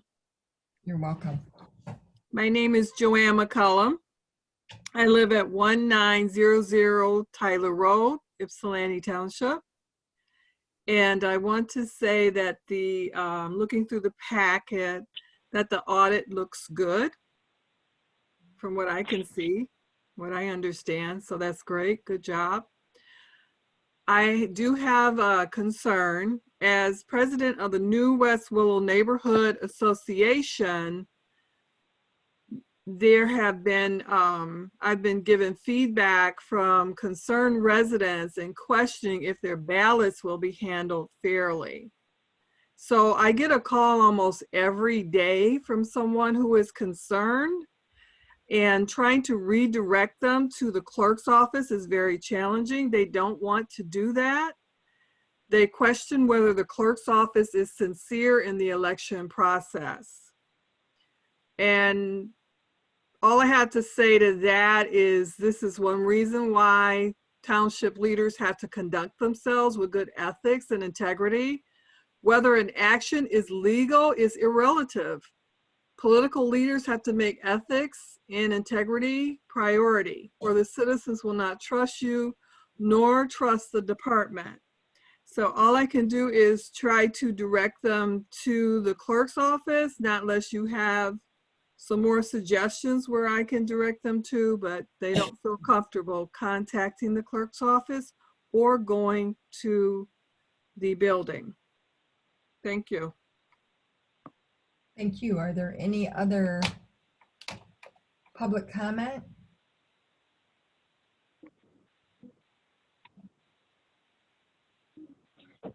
Hearing none, we'll go on to the consent agenda. We have the minutes of the September 15th work session and regular meeting with a few changes that I have made or suggested. Statements and checks for October 6, 2020. We need a motion and support for the consent agenda. Madam Chair, I move to approve. Support Lovejoy Rowe. Motion Doe, support Lovejoy Rowe. Questions or comments? Hearing none, all in favor? Aye. Opposed? Motion carries. Under the attorney's report, Mr. Winters updated us at the work session that there is a engagement letter with regarding David Kirchner versus Charter Township of Ypsilanti, and it's with the Plunkett and Cooney law firm. We could formally authorize that engagement letter and authorize the clerk Rowe and myself to sign it. It would be appreciated. So moved, Eldridge. Support Doe. Motion Eldridge, support Doe. Any questions or comments on that? Mr. Winters, did I miss anything? No. Perfect. All in favor? Aye. Aye. Opposed? Motion carries. Under old business, Resolution 2020-11, which is a creation of neighborhood streetlight special assessment district number 219, Crystal Pond, Clerk Rowe. I have a resolution, whereas the plan development agreement for Crystal Pond requires installation of streetlights in the development. It is being requested of the Board of Trustees for the creation and establishment of Special Assessment District number 219 for the purpose of defraying said cost of street lighting by special assessments against the property especially benefited. And whereas the Township Clerk requested of Detroit Edison proposed plans describing the street lighting improvement and location of improvements with an estimate of said costs, and whereas on June 24, 2020, Brandon Farron of Detroit Edison Community Lighting Group prepared and submitted proposed plans to install street lighting for Crystal Pond and Ypsilanti Township consisting of 90 parcels, which said plans included inter alia the installation of 11 39 watt LED basic Granville luminaires mounted to 9 11-foot by 6 inches black fluted fiberglass poles mounted on concrete foundations, and install 2 wood poles with 2 6-foot support arms and 2 136 watt LED luminaires with gray housing, with the said cost of improvements being approximately the total estimate of the construction cost of $63,139.72. The total lamp charge for 3 years is $9,260.80. And the contribution, which is the cost minus 3 years of revenue, is $53,876.92. So the annual lamp charges each year would be $3,087.60. And whereas on July 29th, the Township Clerk received from the Township Assessor the cost of providing the 13 streetlights for Crystal Pond, consisting of the 90 parcels, which said plans are included, inter alia the installation of the 11 LED Granville luminaries mounted on the 11-foot 6-inch black fluted fiberglass post mounted on concrete foundation, then installing 2 wood poles with the 2 6-foot support arms and the 2 13-watt 136 watt LED luminaires with the gray housing, the construction costs of which are $53,876.92 for the installation, will not be included in the special assessment district as it has been paid by the developer. And it will be $34.31 per parcel for a 3-year period, and thereafter said cost shall be estimated at $34.31 per parcel for street lighting, reflective of the current rate set by DTE as well as current electrical usage for the year. Whereas the Township Clerk has given notice to each record owner of or party in interest in property to be assessed by first-class mail addressed to the record owner or party in interest at the address shown on the tax records at least 10 days before September 15, 2020 public hearing, setting forth the said petition place and purpose of said public hearing to allow any interested person an opportunity to voice any objections which may be offered against creating said district. And whereas the Township Clerk has also published in a newspaper of general circulation the time, place, and purpose of the public hearing and the district that's affected.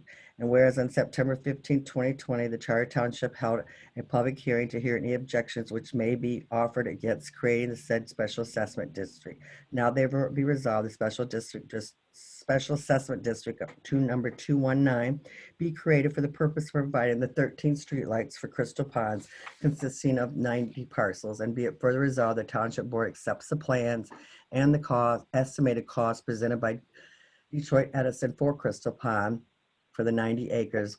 Said plans included inter alia the installation of the 11 LED basic Granvilles that are mounted on the 11-foot 6-inch black fluted fiberglass poles, which are on concrete foundations, and installed 2 wood 6-foot support arms with 2 136 watt LED luminaries with the gray housings. For construction costs of $50,876.92 for the installation will not be included in the special assessment and has been paid by the developer. The special assessment will be $34.31 per parcel for a 3-year period, and thereafter the cost shall be estimated at $34.31 per parcel for street lighting, reflective of the current rate set by DTE as well as the current electrical usage for the year. Be it further resolved, the Township Supervisor shall make a special assessment upon all the lands or premises contained to defray the expenses of lighting said streets, and further resolved, the Township Board shall hereinafter annually determine on or before September 30th of each year the amount to be assessed in said district for lighting said streets, and shall direct the Township Assessor to levy such amounts therein. And be it further resolved that when the special assessment roll has been prepared and filed in the office of the Township Clerk before said assessment roll has been confirmed, the Township Board shall appoint a time and place place when it will meet, review and hear any objections to the assessment roll. Be it further resolved, the Township Board shall give notice of said hearing and filing of the assessment roll in the manner prescribed by statute. I would so move the adoption of Resolution 2020-11 for the creation of the Streetlight Special Assessment District number 219 for Crystal Pond. Support Doe. We have a motion by Lovejoy Rose, supported by Dow. Is there discussion? Clerk Rowe, do you think they will get them installed this year? They normally, once we send the money over, which will be probably sometimes this week or next week, they'll come and get the check, and it's normally 8 weeks after that, as long as there's no storms. So there's a possibility. I know that Brian is going to go ahead and put these on the roll. Him and Giovanna talked about it, and if they're not in by, the 1st of January, they'll just do a payback to the, residents. They've done that before. So, but we got our fingers crossed. All right. Then we have to do a roll call vote because this is a special assessment. Clerk Rowe? Yes. Treasurer Dow? Yes. Trustee Eldridge? Yes. Earl Rowe? Yes. Wilson? Jimmy? Wilson? Okay. My apologies. And Stumbo votes yes. The next item on the agenda is Resolution 2020-12, which is the creation of the Neighborhood Camera Special Assessment District 075 for Crystal Pond. Clerk Rowe? Did you get Stan in the last vote? Yes. Okay, I'm sorry. My apologies. All right, I have a resolution number 2020-12 for the creation of the Neighborhood Camera Special Assessment District number 075 for Crystal Ponds. And whereas the requirement of the Plan Development Agreement is neighborhood cameras, the Township Board of the Township Ypsilanti proposes to install 2 security cameras to be located at Crystal Pond. And whereas the developer has paid for the purchase and installation of the security cameras, and whereas the Township Board proposes the creation of a special assessment district consisting of 90 parcels known as Crystal Pond, which will be benefit to defray the operation and maintenance costs of the security cameras.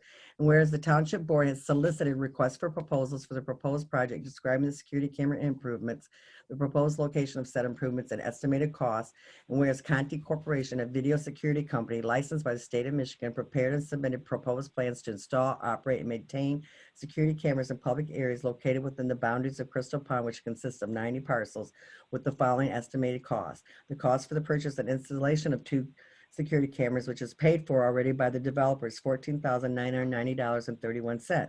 The total annual residence cost for the maintenance operation of the security cameras for the first 3 years is $13,800.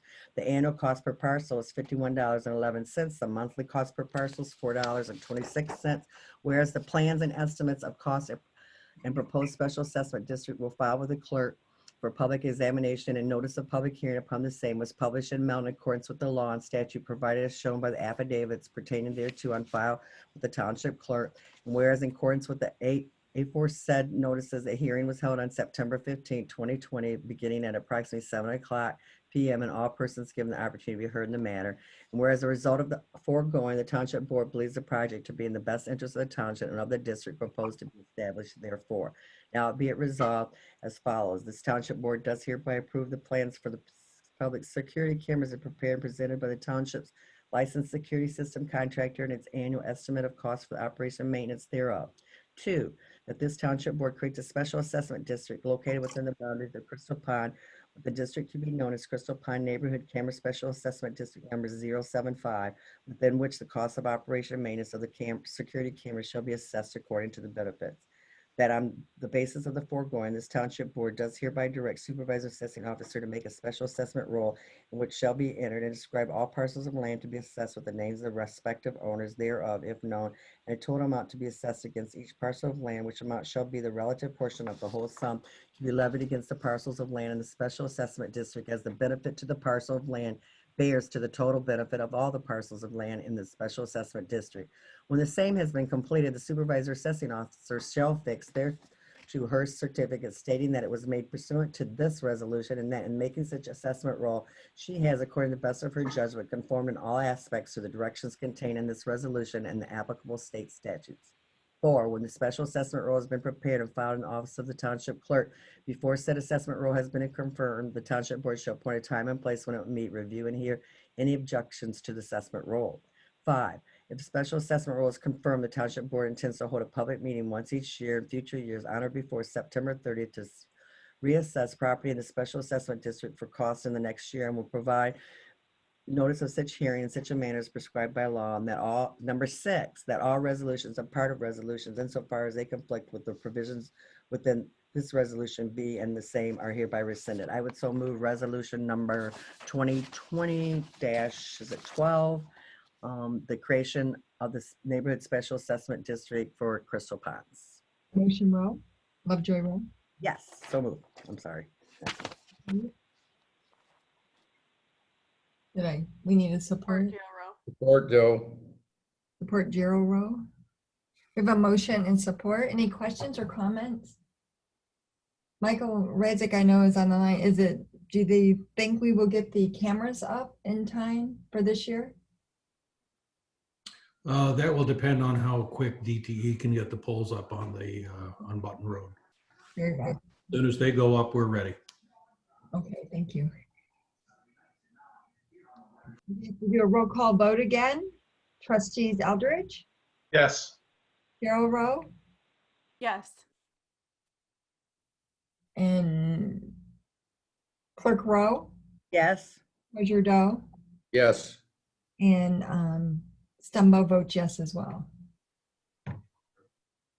The next agenda item is new business, is a request to approve the grant award agreement with Washtenaw County Clerk Register for voting equipment. So moved. Clerk Lovejoy Rowe. Support Joe. Motion Lovejoy Rowe, support Doe to approve the award of the agreement. Questions or comments? I guess this is I'm just trying to, maybe Clerk Rowe, you can give us a written report, just an update on how many we actually have. Because I know I want to make sure, my understanding was we were going to have 10 at the absentee count board. Is that still correct? Yeah, we'll have 19 out in the precincts and 10 at the absentee count, which gives us 29 and 1 backup, which gives us, we'll now have 30 once all the other scanner comes in. Okay, cool. Hearing no questions or comments, all in favor? Aye.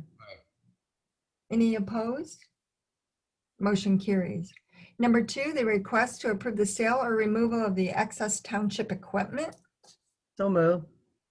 Support Joe. Motion Rowe, support Doe. Questions or comment?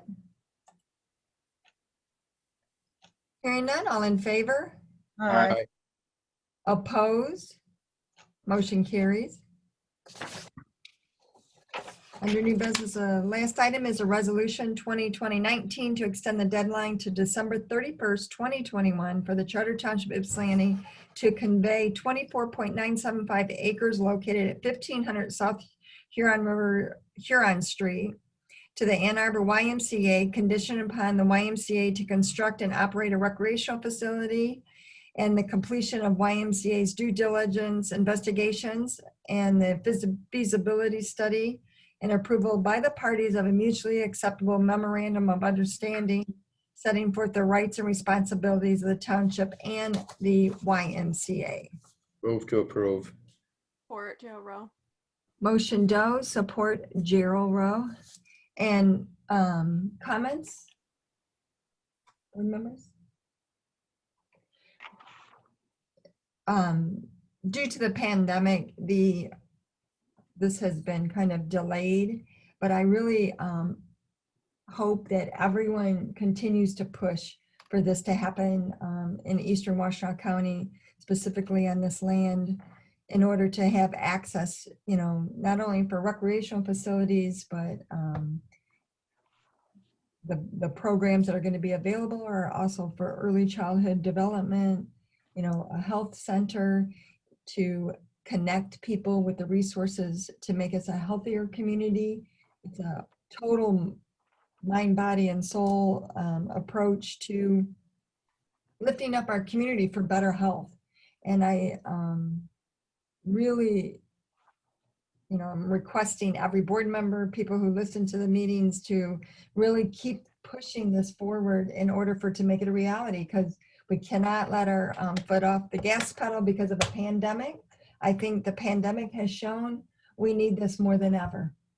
And the area, it's a priority. It was a priority for Washtenaw County government last year, you know, to have a recreational facility, but this is much more than that. So, and I do know that Joanne McCullum has been appointed to the Washtenaw County Recreation Board. So that's great news, but we really need to, let's make this happen, team. Do it, not only do it for the community, and it's the right thing to do, but it will not happen if we don't keep pushing everywhere we go. The feasibility study is imperative. You cannot ask for private funding without having the feasibility study and the actual vision of what the facility is going to be. I know that the YMCA is anxious to proceed forward. A year's gone by and they haven't been able to do, and I know things happen for a reason, I believe that, but this is, regardless if you're no longer going to be here, and we still need you to keep pushing from the very bottom of your heart, you know, to the top of your soul, and make this happen, because we can do it. If we all agree, we can make this happen, and we're going to need a lot of help from residents and county to make it happen, and, you know, state officials as well. So people say they're for it, but action speaks louder than words. And we need a financial commitment from the Washtenaw County Parks and Recreation Board. At one time I heard 4 million. The previous facility in Eastern Washtenaw County in the city was 15 million. So they're far short of that. Ypsilanti Township, I think, have made a commitment, you know, by if it's approved this evening, to contribute the land, which is a value of almost $5 billion, to show that the township board and the residents are committed to making this a reality. But it's time for people to put money where their mouth is, because talk is not going to get us there. We're going to need real commitments, and we have to make it happen. So I apologize for being so direct, but this is really important and we cannot stop. So, Madam Supervisor? yes, Clerk Rowe. I just want to say, as you know, and I'm not sure all the rest of the board members, but this has like been a 20-year project to do something in this area. And we lost a millage once to try to do something over in Clark Road, which had political opposition. And so then we took it to the county commissioner. And if you can, if everyone just want to refresh people's memories, but there was a $35 million commitment when they were going to build it in York Township, a recreation center for the so-called eastern side of the Washtenaw County. And some of us got together and said, it's not on a bus line. It's not where our people, you know, really need it. And so they regrouped and came back, and the township was willing to give them land once again.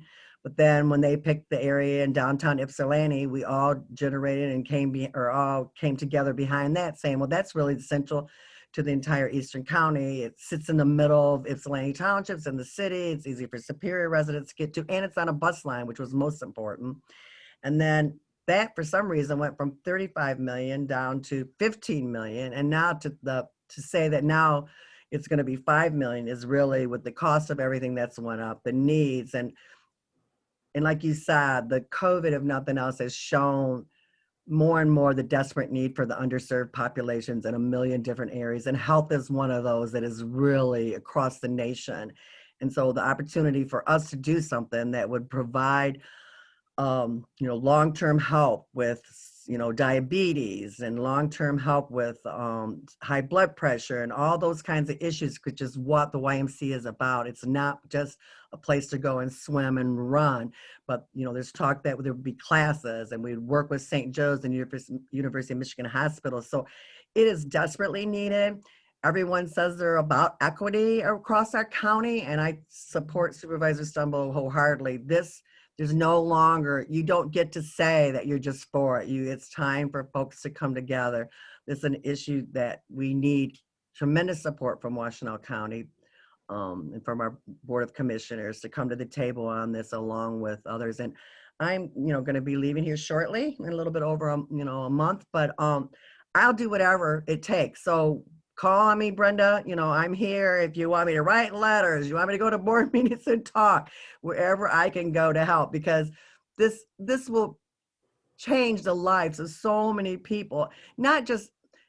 It'll be great for everybody, even those who can afford and are paying currently to go to, some other recreation facility, paying $200 or $300 a month for the family. But what this will really make a difference in the lives is of our seniors and our young people and our teenagers who have nothing. They have nothing right now in terms of organized, programs and a place to go and after school programming and things for health.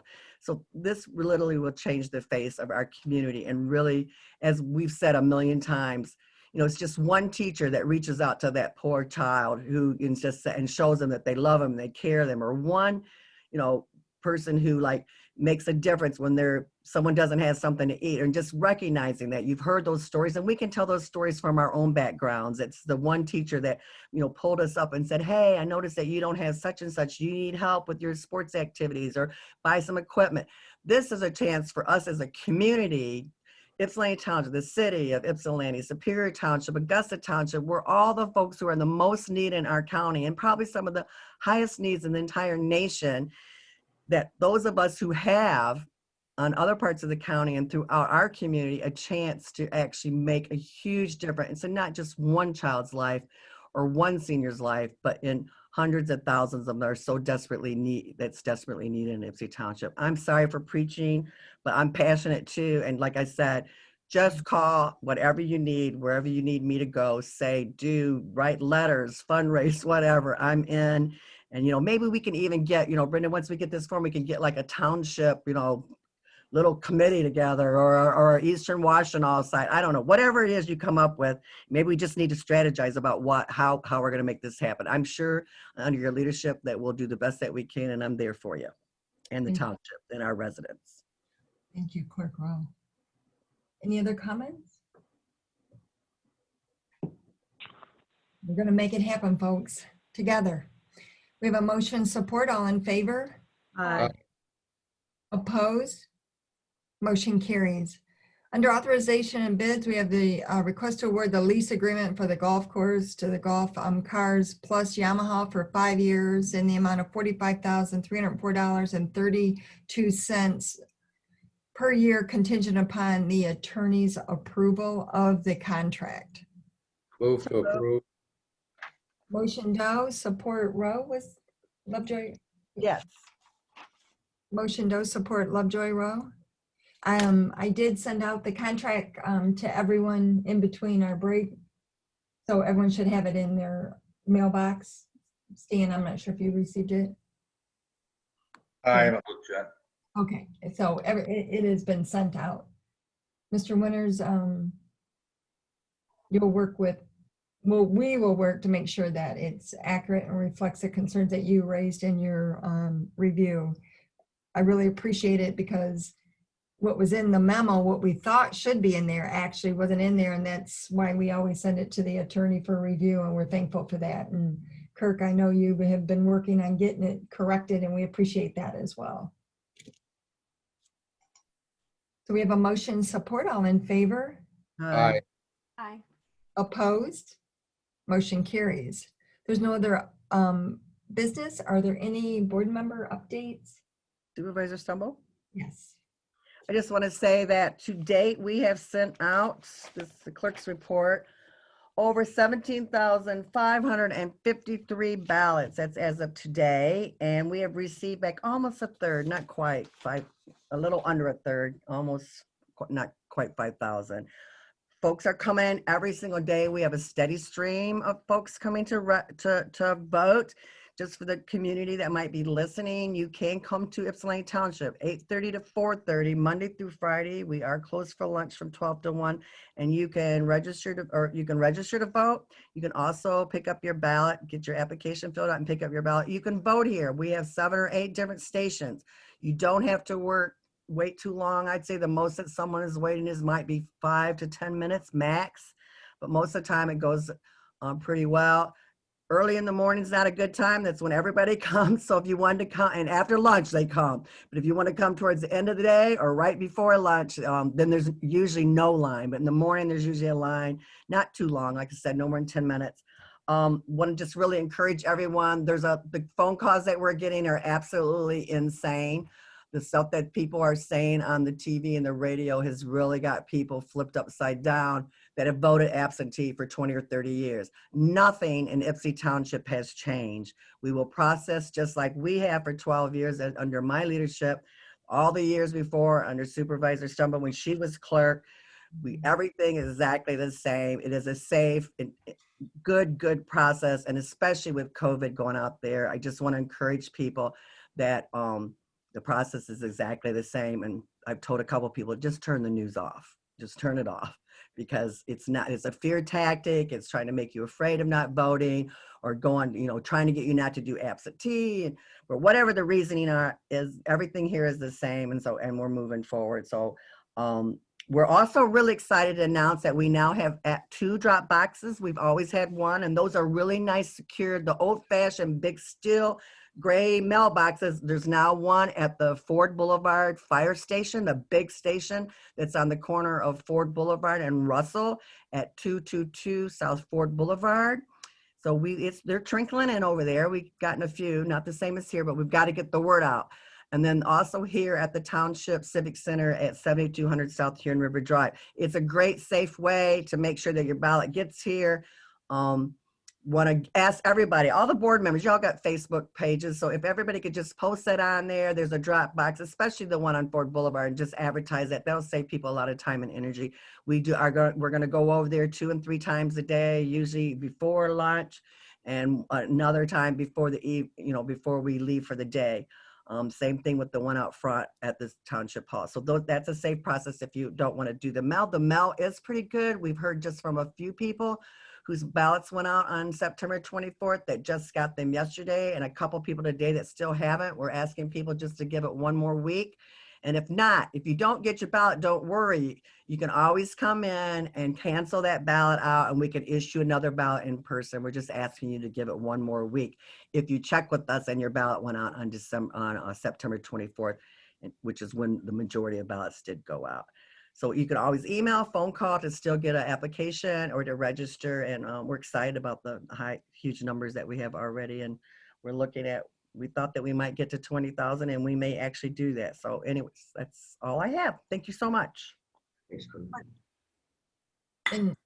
And Clerk Rowe, I had previously talked about extending the hours of the clerk's office, and we had to notify the Secretary of State, I think by Monday, and you said you were going to do that. I'm not sure what the extended hours are. We had to notify, my only thing we had to notify was on our weekend hours, the weekends before, but we were talking, I literally haven't had a chance. What's today, Tuesday? Yeah, we're talking about trying to go that last 2 weeks and maybe till 6 o'clock, since we're here anyways. But we haven't done that yet. But when we do, it'll be on QVF, and we'll put it on the website and on the Facebook. So we're looking at last 2 weeks. That's what we were thinking, is that because we're here to pretty much 6 and 7 o'clock every night. We come in at 7 in the morning. We're here to 6 or 7 at night. So it's not really that big of a deal for us on staff. Just keep getting the doors open and getting the word out there. And we've also, when people call and stuff, we tell folks, all my staff knows that's true, like what those hours, and we always say to folks too, I know it's not the same as having regular hours, which we're going to work on, but we always say to people, do those hours work for you? And if they don't, then we'll figure out a way to, just call us when you get in the parking lot, we'll meet you or whatever. That's, even though I haven't really had anybody who said they don't work for them as of to date, but we are going to get those extended hours. Oh, okay. And as soon as when we'll know, so because people are asking. This week, yeah. And like I said, if anyone has a problem, just tell them to call us now, because we're here every day to 7 o'clock anyways, even before I can get it posted or get the doors open. Yeah, and going back to the agenda, on the contract, there were two scanners. Is that for the one that, I just want to make sure I have clarity on the Washtenaw County contract. It was for 2 scanners. Was that for the one with the grant and the one we previously You have, my understanding is that we could get that for both of them. So that's what the grant's for. It's, offset the 16th. I don't have in front of me the 1670. yeah, so this agenda item actually says 2. Is that for the one with the grant as well? Yes, it'll set that off, set that price off. Is it, I'm sorry, I apologize. I don't, and this mess on my desk, I think it's 1675 or 50, what is it per each one that the county will give us? For each Is- one that we No, purchase. that's what I was getting confused on. 1,375. What, 1375, that's 300 off. Yes, my understanding is that we will get that for both, the one that we're gonna use the rest of the dollars from the $35,000 grant.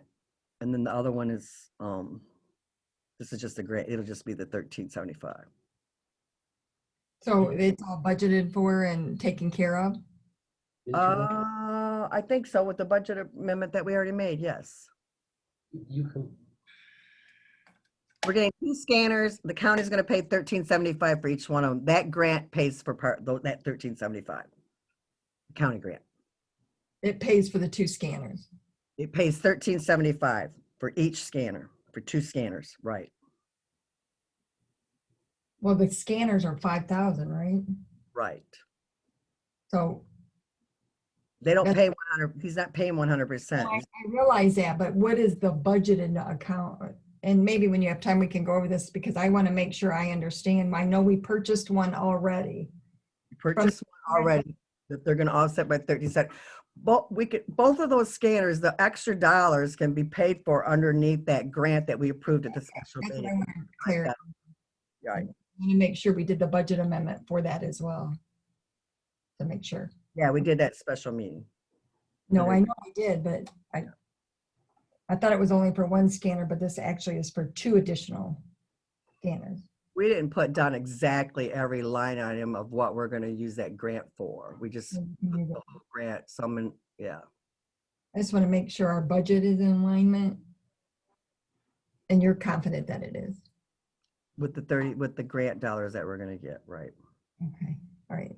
Thanks. And I do want to say that people are moving quickly through the voting process. And you're the clerk's office is very busy and the staff is very courteous and customer oriented and they're doing a great job and it moves quick. I watched it for days here and a great. I'm sorry.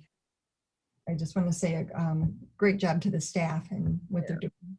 I would just say for anyone that I know there was the comments that were made by Joanne, anyone that's got, questions, disparaging, it's an open process. We have a public area that was established where people can be here and stay all day long. I'll even get them a chair if they want to watch that process as people come in to vote, what happens to the absentee.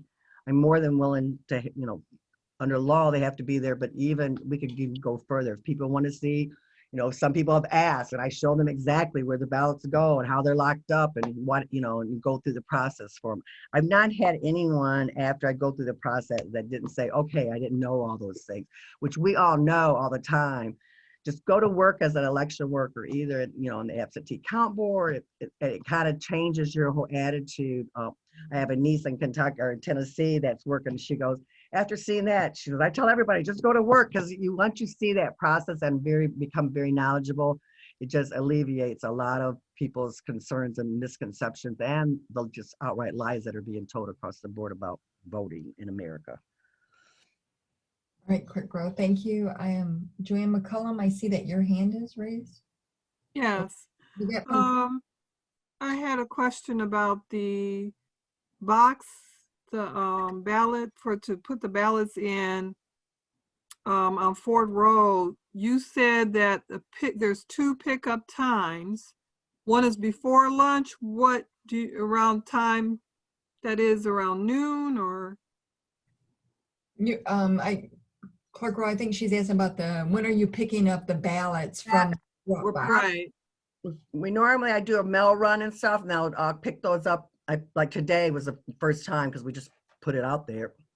Well, we did pick up ballots yesterday, but today it'll be a part of my normal mail run. I do the mail run usually around 11, bring the ballots back here, and then I'll head out to the fire station to pick those up.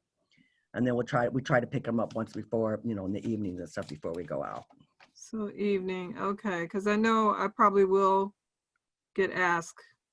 But I was looking too, I would like to direct people to the ytown.org. Is this on here somewhere about the job box of Ford Road?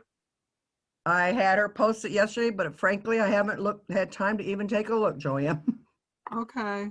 I had her put it up yesterday. That along with yesterday was the deadline for a notice for registration, about all the things on the ballots and all that kind of stuff. So And to make people feel assured, they can come, like you said, and watch the process yes, we're required by safely in law. the lobby. Yeah, you're required by law wherever, just like at the precincts, that you have to have a public area, and so people are more than welcome to come out. We've had a couple people from the Democratic Party that's come over and stuff, been really nice young people, and just observing the process. So people, it is a public building, it's public voting, so you get to observe it. Okay, thank you. All right, any other updates? We did lose a firefighter, one of our retirees last week, and he was 61. So he was only retired 5 years and passed away.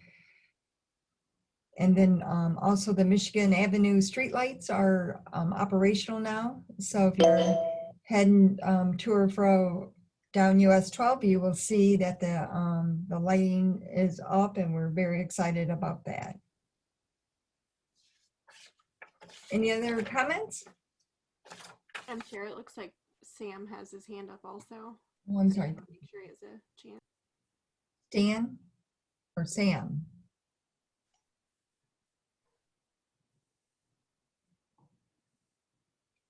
Sam? Sam has her hand up. Is it Sam? Put your mic on mute. Oh, I'm sorry. Am I okay? Can you hear me now? Yes, we can. I'm sorry. I've never used this particular feature here. Yes, good evening, and thank you for the opportunity. I have a question. I live at Ford Lake Village, and my question is about road resurfacing. Our road have not been resurfaced for close to 30 years, and they're falling apart, especially the major arteries like High Ridge, Michael Drive, Cary Drive, and they connect between Textile and Huron Street, as you probably know. Mm-hmm. Question is, how do we go about making something happen here to have this, especially, primarily the surface road, the main roads, arteries to be resurfaced? Blocks of concrete chunks are falling off the road. On what street? Oh yeah, High Ridge Drive. Yeah. Okay. We can report it to the road commission. They always bring. The road commission identifies roads that are in need of repair, or this year we did a lot of prevention with the coating to make the roads last longer. But we can send the road commission, and they always give us a list of streets that are in need. And I think we have 360 miles of road in Ypsilanti Township. So each year we Thank you. Thank you for that. Thank you. I'd like to follow up. Is there someone I can follow up with yourself or somebody and the road commission? Yeah. Yes. Every year we get a report from them, and once that we meet with them in the beginning of the year. So they'll have a list of roads that are identified, and I will send an email to them and let them know that a resident. And so when is your report or request or list of? We get them in March. Every year.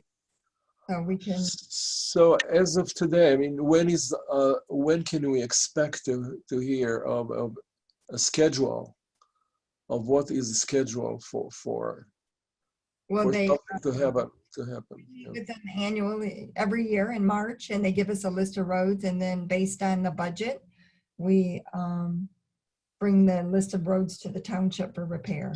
So at this point, we have to wait until March for your request to go out to the road commission. And the road commission actually brings it to us. The list of That's how many? That's quite a few months from now. Is there any other avenue for me to work on with the road commission, or does it have to go through you? Nothing can occur yet in 2020 because if I heard you correct, there's like chunks. We can ask them to fill in potholes and stuff like that for maintenance, but as far as real structural change, they won't do that until next fiscal year. I see. Okay. Supervisor, name and address for the record? Yeah. 5370 High Ridge Drive. Okay, thank you. Supervisor Trumbull? Yes. I know, Mr. Sam, I didn't get your last name. Revach, R-E-V-A-C-H. Oh, thank you. R-E-V-A-C. All right. Just for the record. C-H. Yeah. Yeah, I got it. C-H. Yeah. I know that your subdivision, I think that has been on the list, but it's really, really high price tag. And I think part of it is there just hasn't been the budget. I know High Ridge, Michael, Carey. Yeah, right. Yeah, they're probably, I would suspect in terms of subdivisions, probably, if not the worst, real close to the worst and I do know like the bond is coming up pretty soon to be paid off.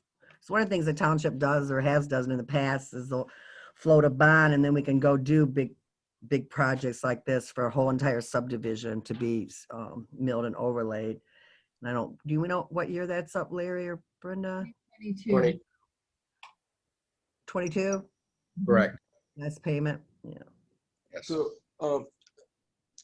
Brenda, may I, you mentioned something about fixing potholes or Yes. that's the most urgent. When can that happen? When can we I just expect? had an email for them to come out and do maintenance, and they'll come out this year and do that. Okay.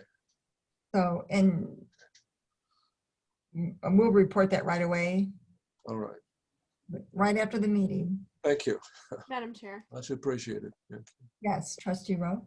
I just wanted to add that, Sam, you might not know that the Washington County Road Commission has an app, and it's called WCRC Fix It. So you can go into your app store, and I probably do it more than the average person just because of being on the board, but you can report potholes anywhere, like if you see them on the way to work or anything on the roadway that needs attention. So can you repeat that? It's one word, the WCRC Fix It? Yes, I believe that's it. And it's like a little orange symbol when you look in the app store.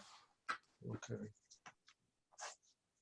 They actually respond faster to that sometimes than they do to even my emails. But Brenda, are you off the hook on this? I'm sorry. I don't know if it's the right word to use, but because I think your word carries, and this is why I perhaps I think with the road commission for them to take action. Yeah. I'm sorry. I thought you asked if I hung up. You asked if I was off the hook. No, we're never off the hook. No, I mean off the hook. I'm sorry, it's the wrong word. That's an expression, figure of speech.